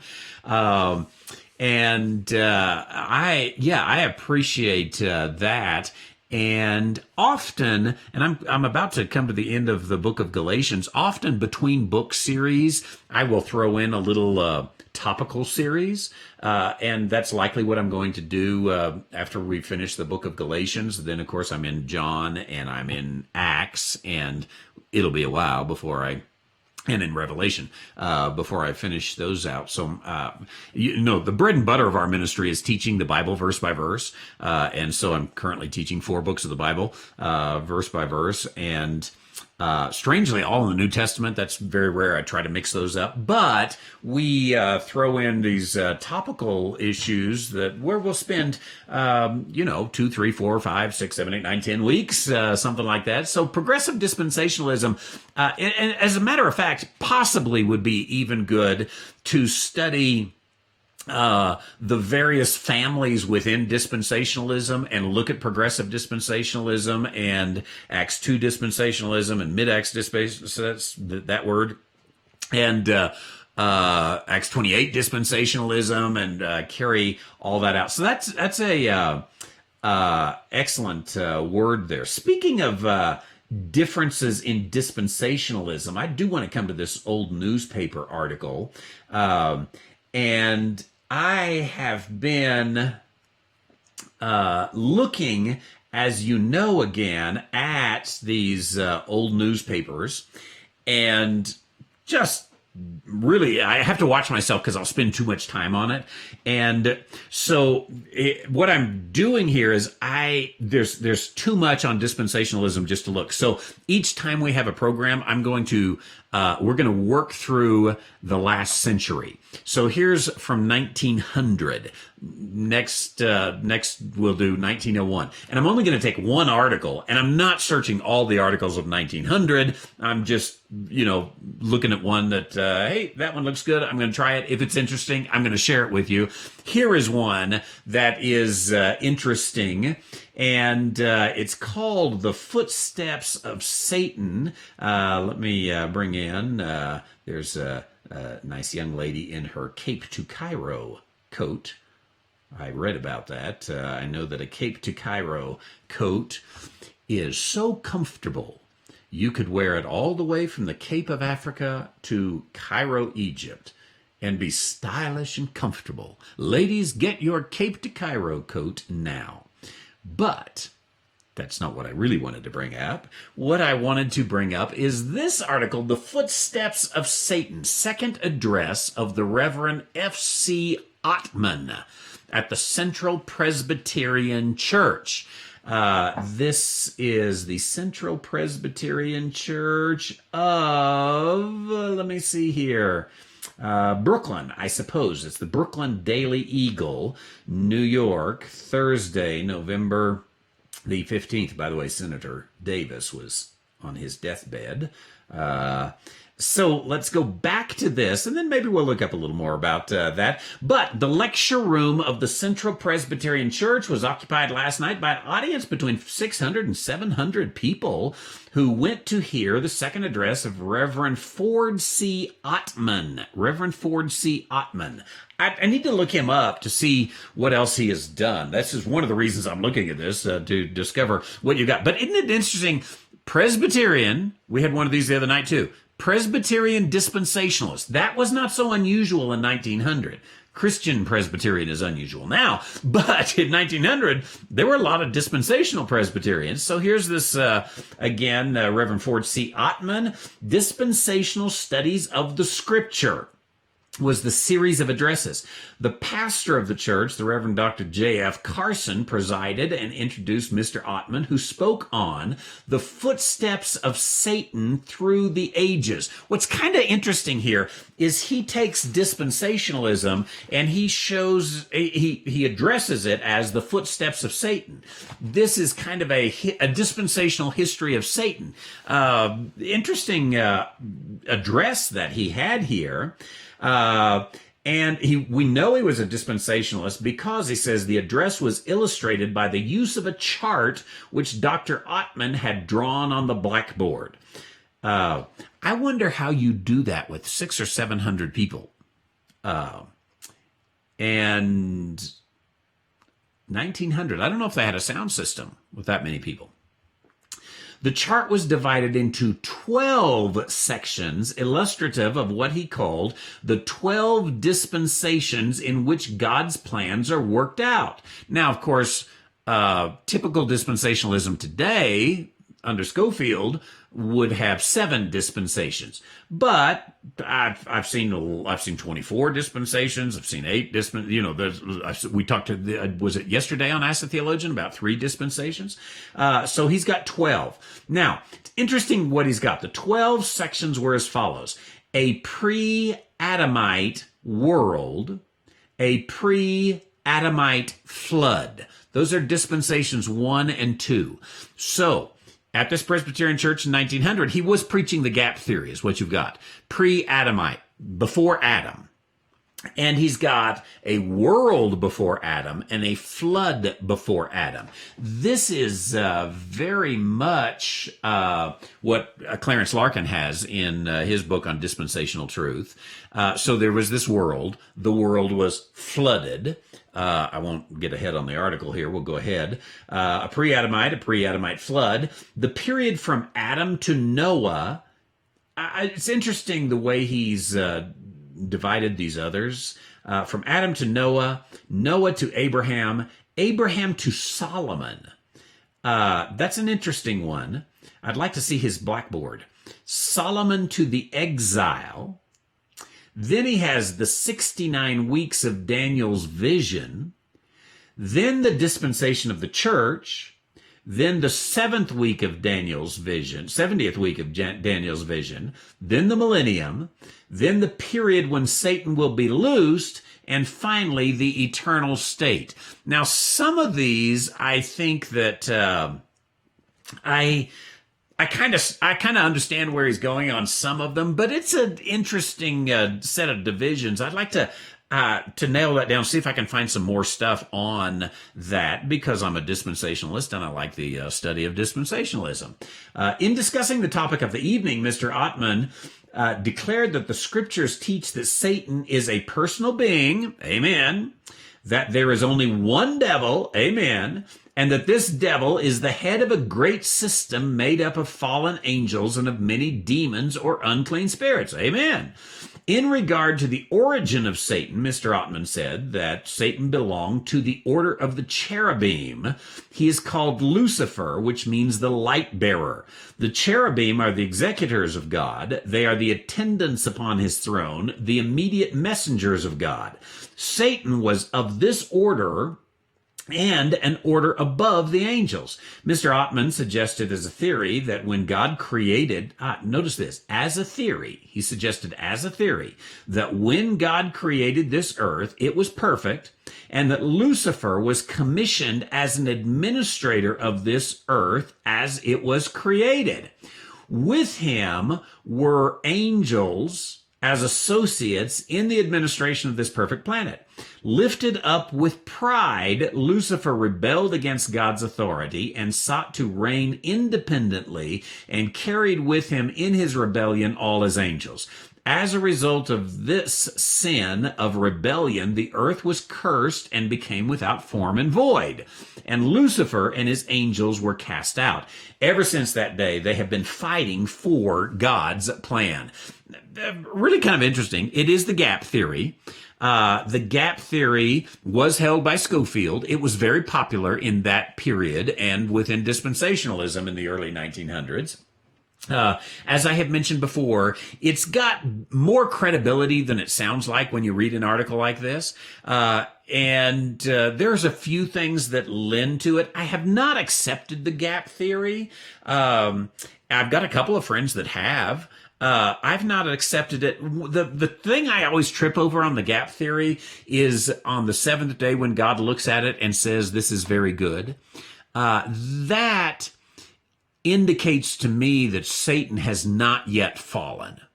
I don't know how you call it very good with Satan going like a snake through the grass, kind of like a Mitt Romney.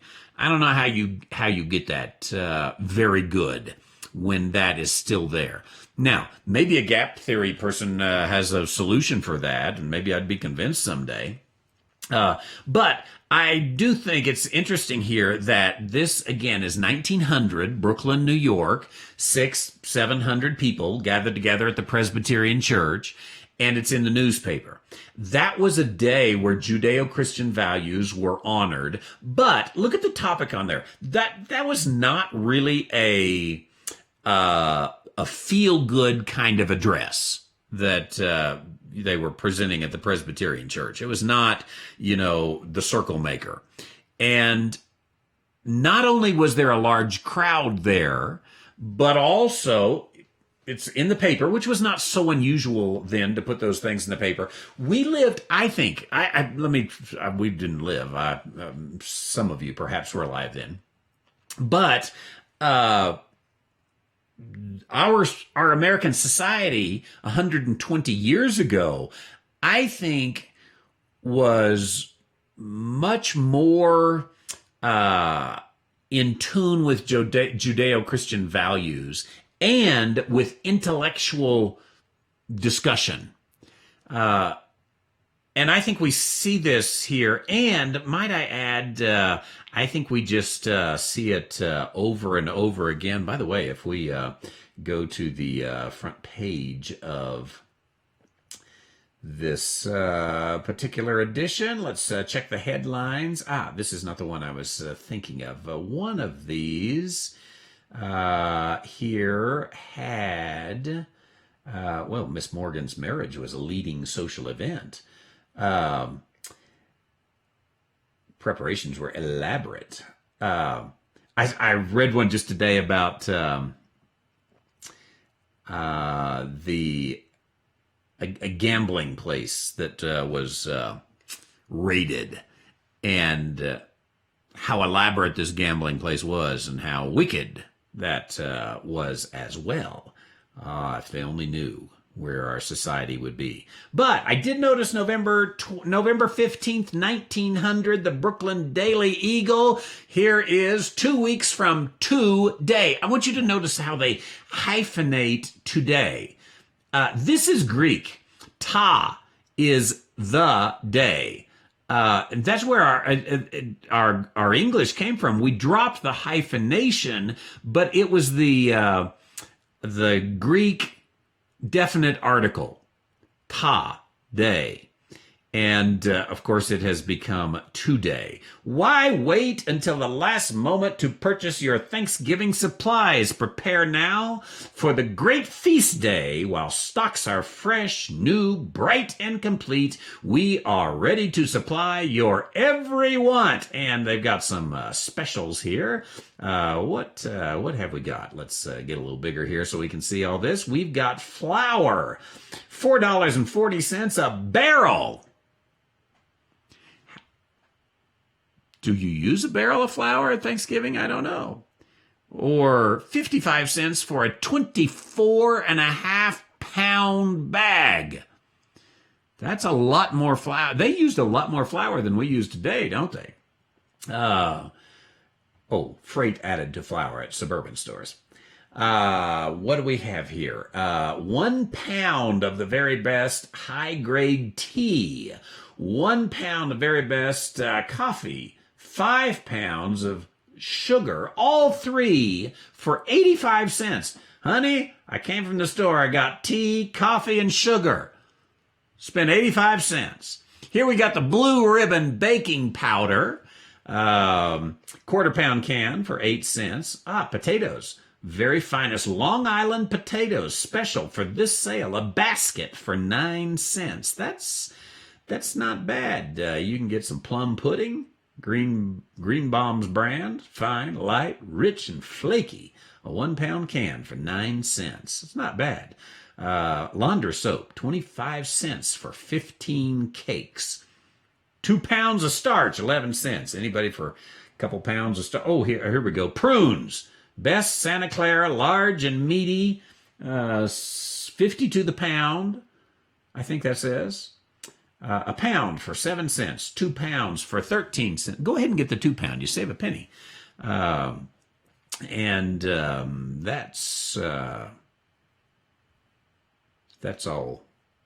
all good. That's at the James Butler Choice Groceries. Well, actually, I was looking at the dispensational stuff, but there's always so many interesting things in there that you find through there. Okay, let me get back here, see where we are.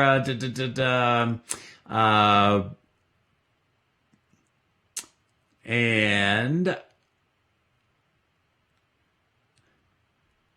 from what I understand, Clinton says, from what I understand and read, I'm about a 3.7 to a 4.2 Calvinist, and I could be a dispensational. I could be a dispensate on the dispensationalism scale. First of all, I like the way you put all that. He goes on to say, I guess that means I like listening to John MacArthur, Alistair Begg, J. Vernon McGee, and Adrian Rogers all in the same week. Well, the week got better as you went, I must say that, and balances it out with Bodie Baucham and Tony Evans on the weekends, and Randy White for late night. Well, thank you. 3.7 to a 4.2. I have never heard it quite that precise. So first of all, I want to give that to you. You know, I used to, when I was, let's say I was in seminary or a young pastor, I probably called myself a 4-point Calvinist. And I think that's just because I was a parrot and that's what I was supposed to be. And I never could buy limited atonement. And so, you know, I must be 4 because it did seem like, the total depravity thing, yeah, that sounds good. And let's see, unconditional election, you know, maybe drop that one.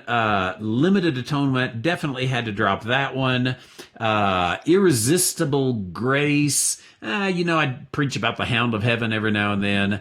And perseverance, I usually would change to preservation of the saints, so I could take that. But yeah, I might have been like where you are, 3.7 to a 4.2 in there. As I began to study those, however, I began to see that, first of all, I don't think you can be anything other than a 5-point Calvinist. I think there's 5-point Calvinism or there's not Calvinism. It's something else, but it's not Calvinism. Because I think that these five are intimately linked together, and one leads to the other. So you start out with total depravity, which is not, in Calvinist thinking, it is not the fact that all have sinned and fallen short of the glory of God. Rather, total depravity in Calvinism is that no person can hear and receive the gospel. They must be elect. If they're going to have any response to the gospel at all, they've got to be elect, because they're so totally depraved that they cannot hear and receive the gospel. They can hear and reject it. They can hear and spit on it. They can hear and mock it. They can hear and laugh at it. They can hear and reject it, but they cannot hear and receive it.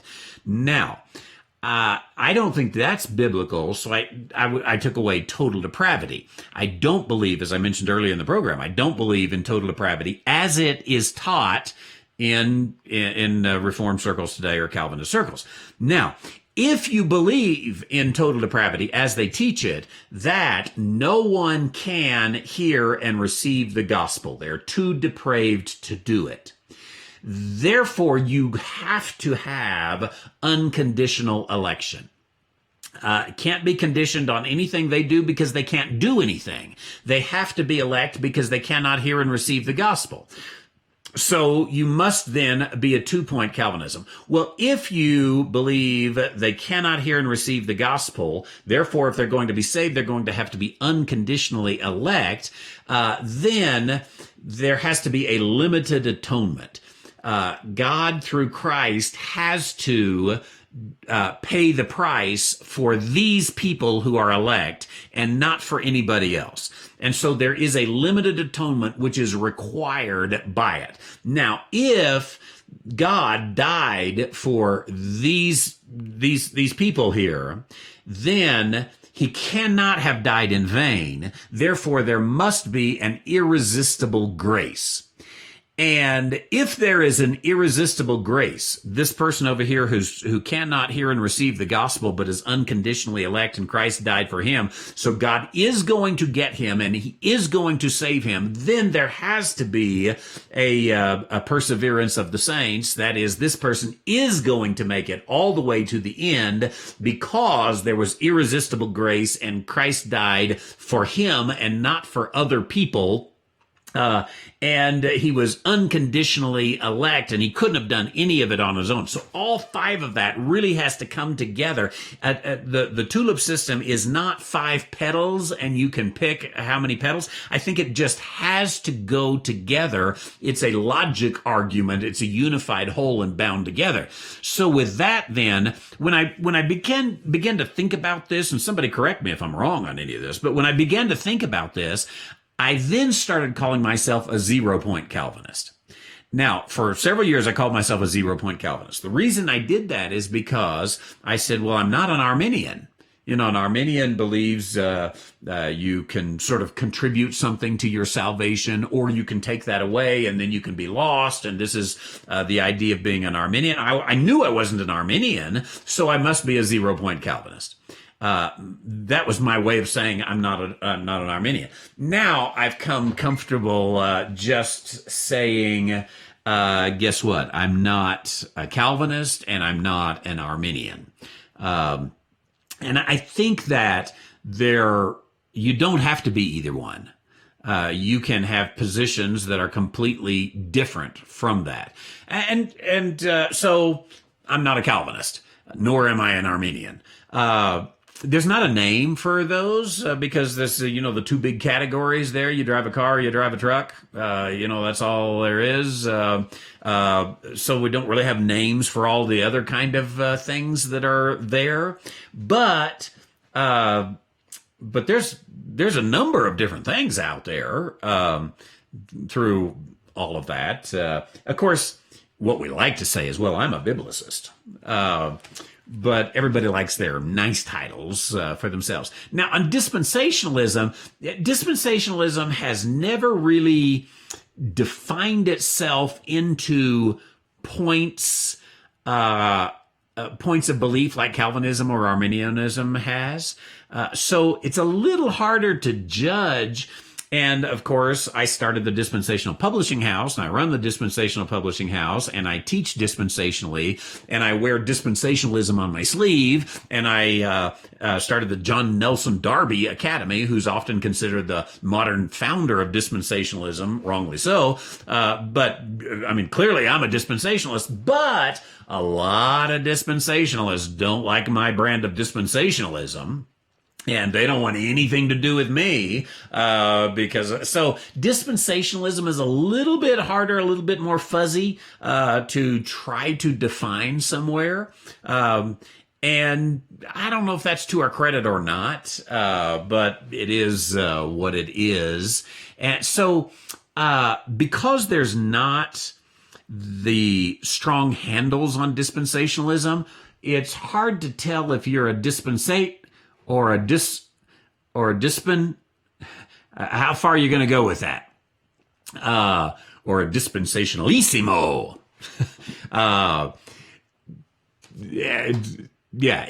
Like people often call John MacArthur a leaky dispensationalist. I think all of his dispensationalism leaked out, personally, but I think he even calls himself that.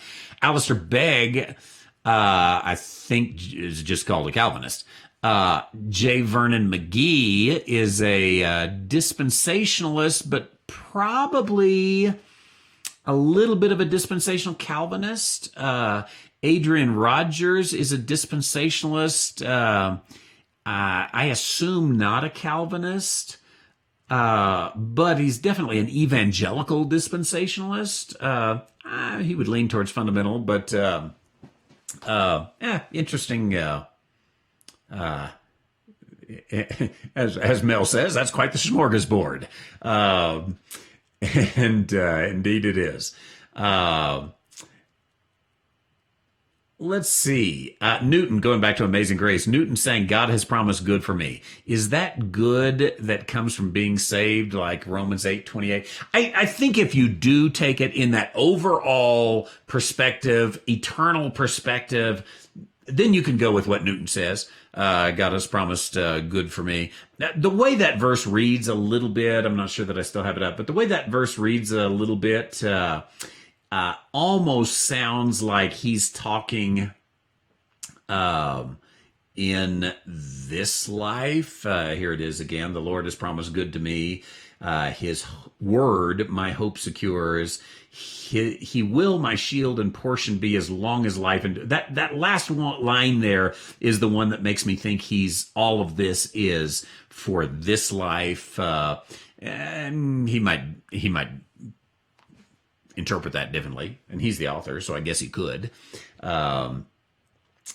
Through there. Oh, Stephen, you get 2 bonus points. I enjoy my Randy White Ministries podcast app so much that I have not listened to Christian radio, notice the lowercase c, in many dispensational moons.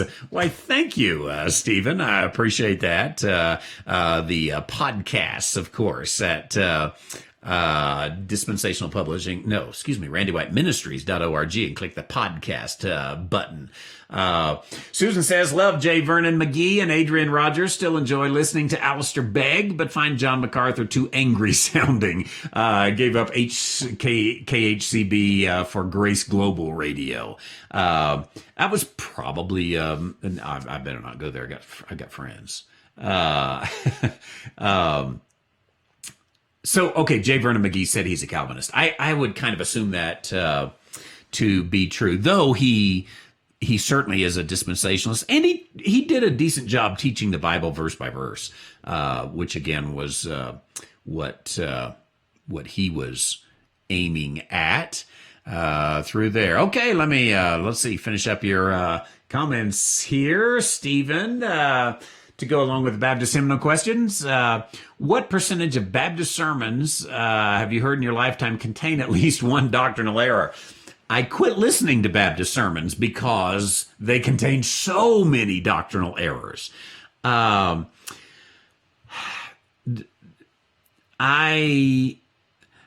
few weeks ago, went back and listened to a Southern Baptist sermon. That's really the ones I quit listening to, were Southern Baptist sermons.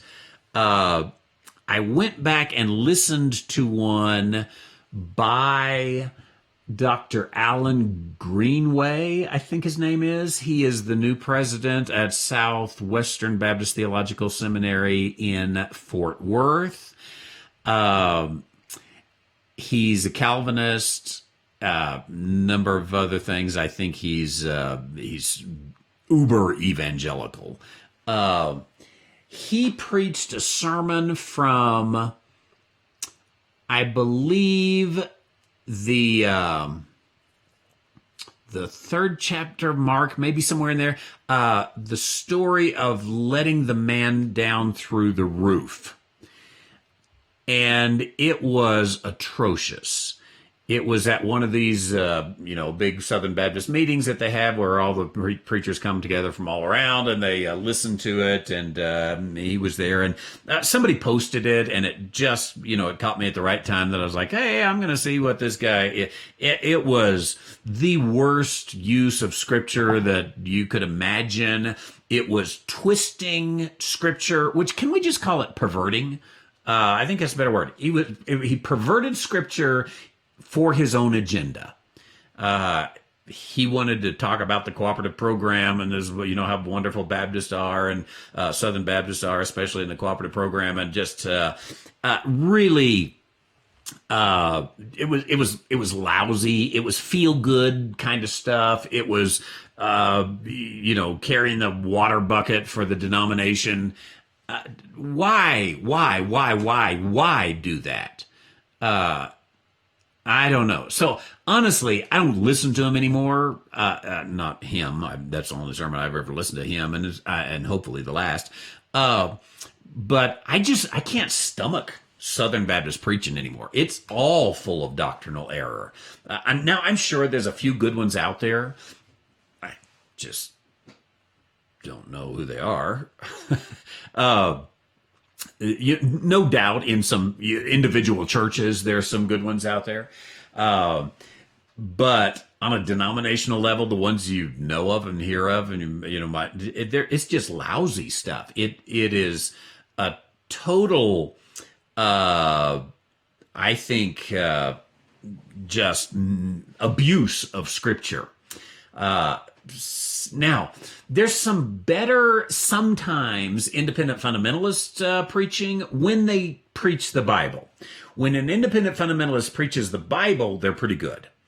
When they get on a soapbox, they're not so good. That's probably true about me too, and I do like to get on soapboxes. The only thing is that I usually do it like on my own time, like late night internet broadcasts and things like that, rather than in the sermons. But I've been known to do it in sermons too. And I wish that preachers that want to get on a soapbox, I have no problem with a preacher getting on a soapbox, but they should find a better outlet than the pulpit. I really think the pulpit needs to be reserved, by and large, for verse by verse teaching of the word, and present that there.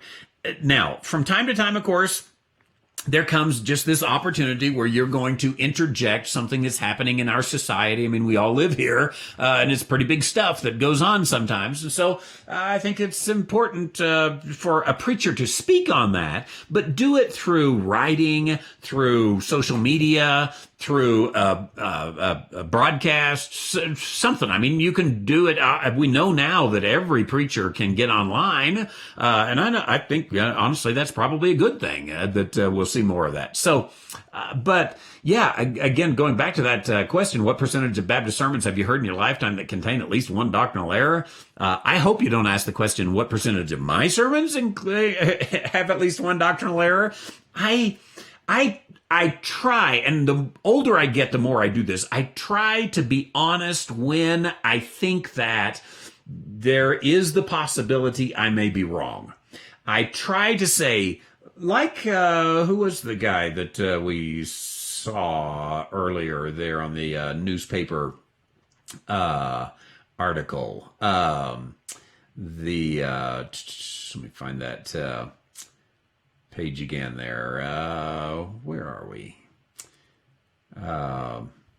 Dr. whoever it was. Remember when he said, anyway, he said, this is a theory, F.C. Ottman, that was his name there.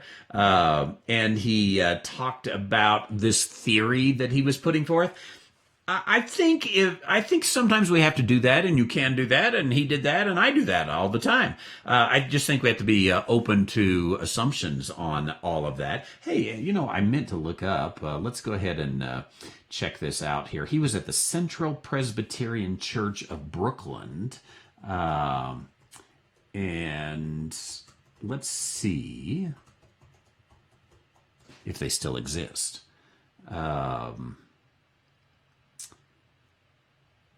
There's the Central Presbyterian. Is this the one? Let's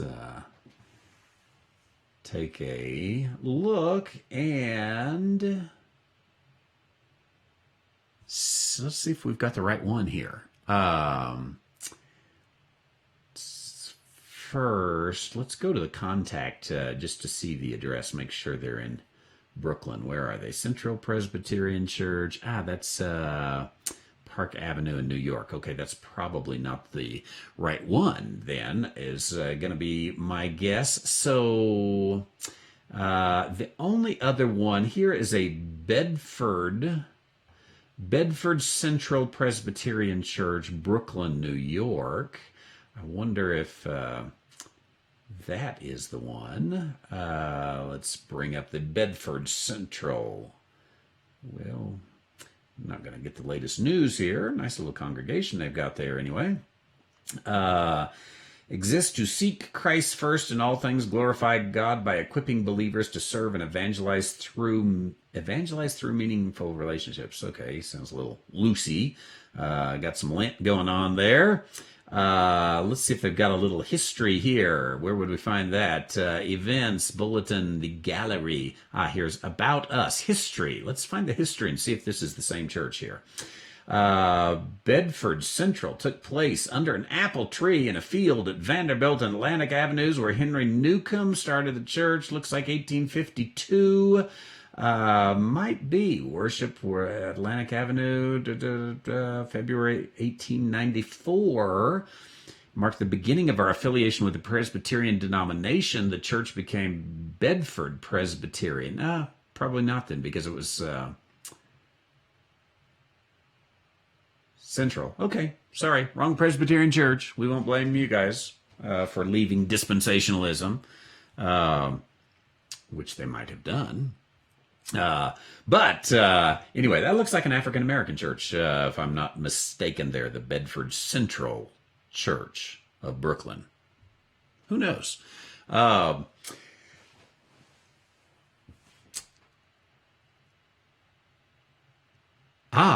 So Dan listened to that Greenway sermon too, huh? It wasn't very good, was it? Just twist and turn all the way through there, with no apologies to those who still have an appreciation for Southern Baptist seminaries. I am not one of you. Well, it's been fun being with you here. It's about midnight, 11:59. That's 2 a.m. for those of you on the East Coast. You've probably already fallen asleep. And what is it, about supper time in Hawaii? Thank you all for joining us here tonight as we have come together for the Theological Insomniac. It's always kind of fun just to have this free-flowing conversation. Dan, ask about a shirt. I'll email you. And these wonderful John Nelson Darby Academy shirts. Very glad that you all have joined us. Tomorrow is Thursday. That means we are going to have Ask the Theologian at 10 a.m. We're going to have the book of Galatians at 7 p.m. And in the meantime, you all are supposed to be hiding under the bed. According to the governor, don't come out from under the bed until we call you. Go back to your isolation. Hope everyone's doing well. Hope everyone's staying safe. Keep in touch. Randy White Ministries at randywhiteministries.org. Randy at randywhiteministries.org. You don't need a reason to live. You need an African violet. That's what you need. I look forward to seeing you tomorrow morning, tomorrow night, whenever it may be. And check out that special, dispensationalpublishing.com. Look forward to seeing you. You take care and God bless you.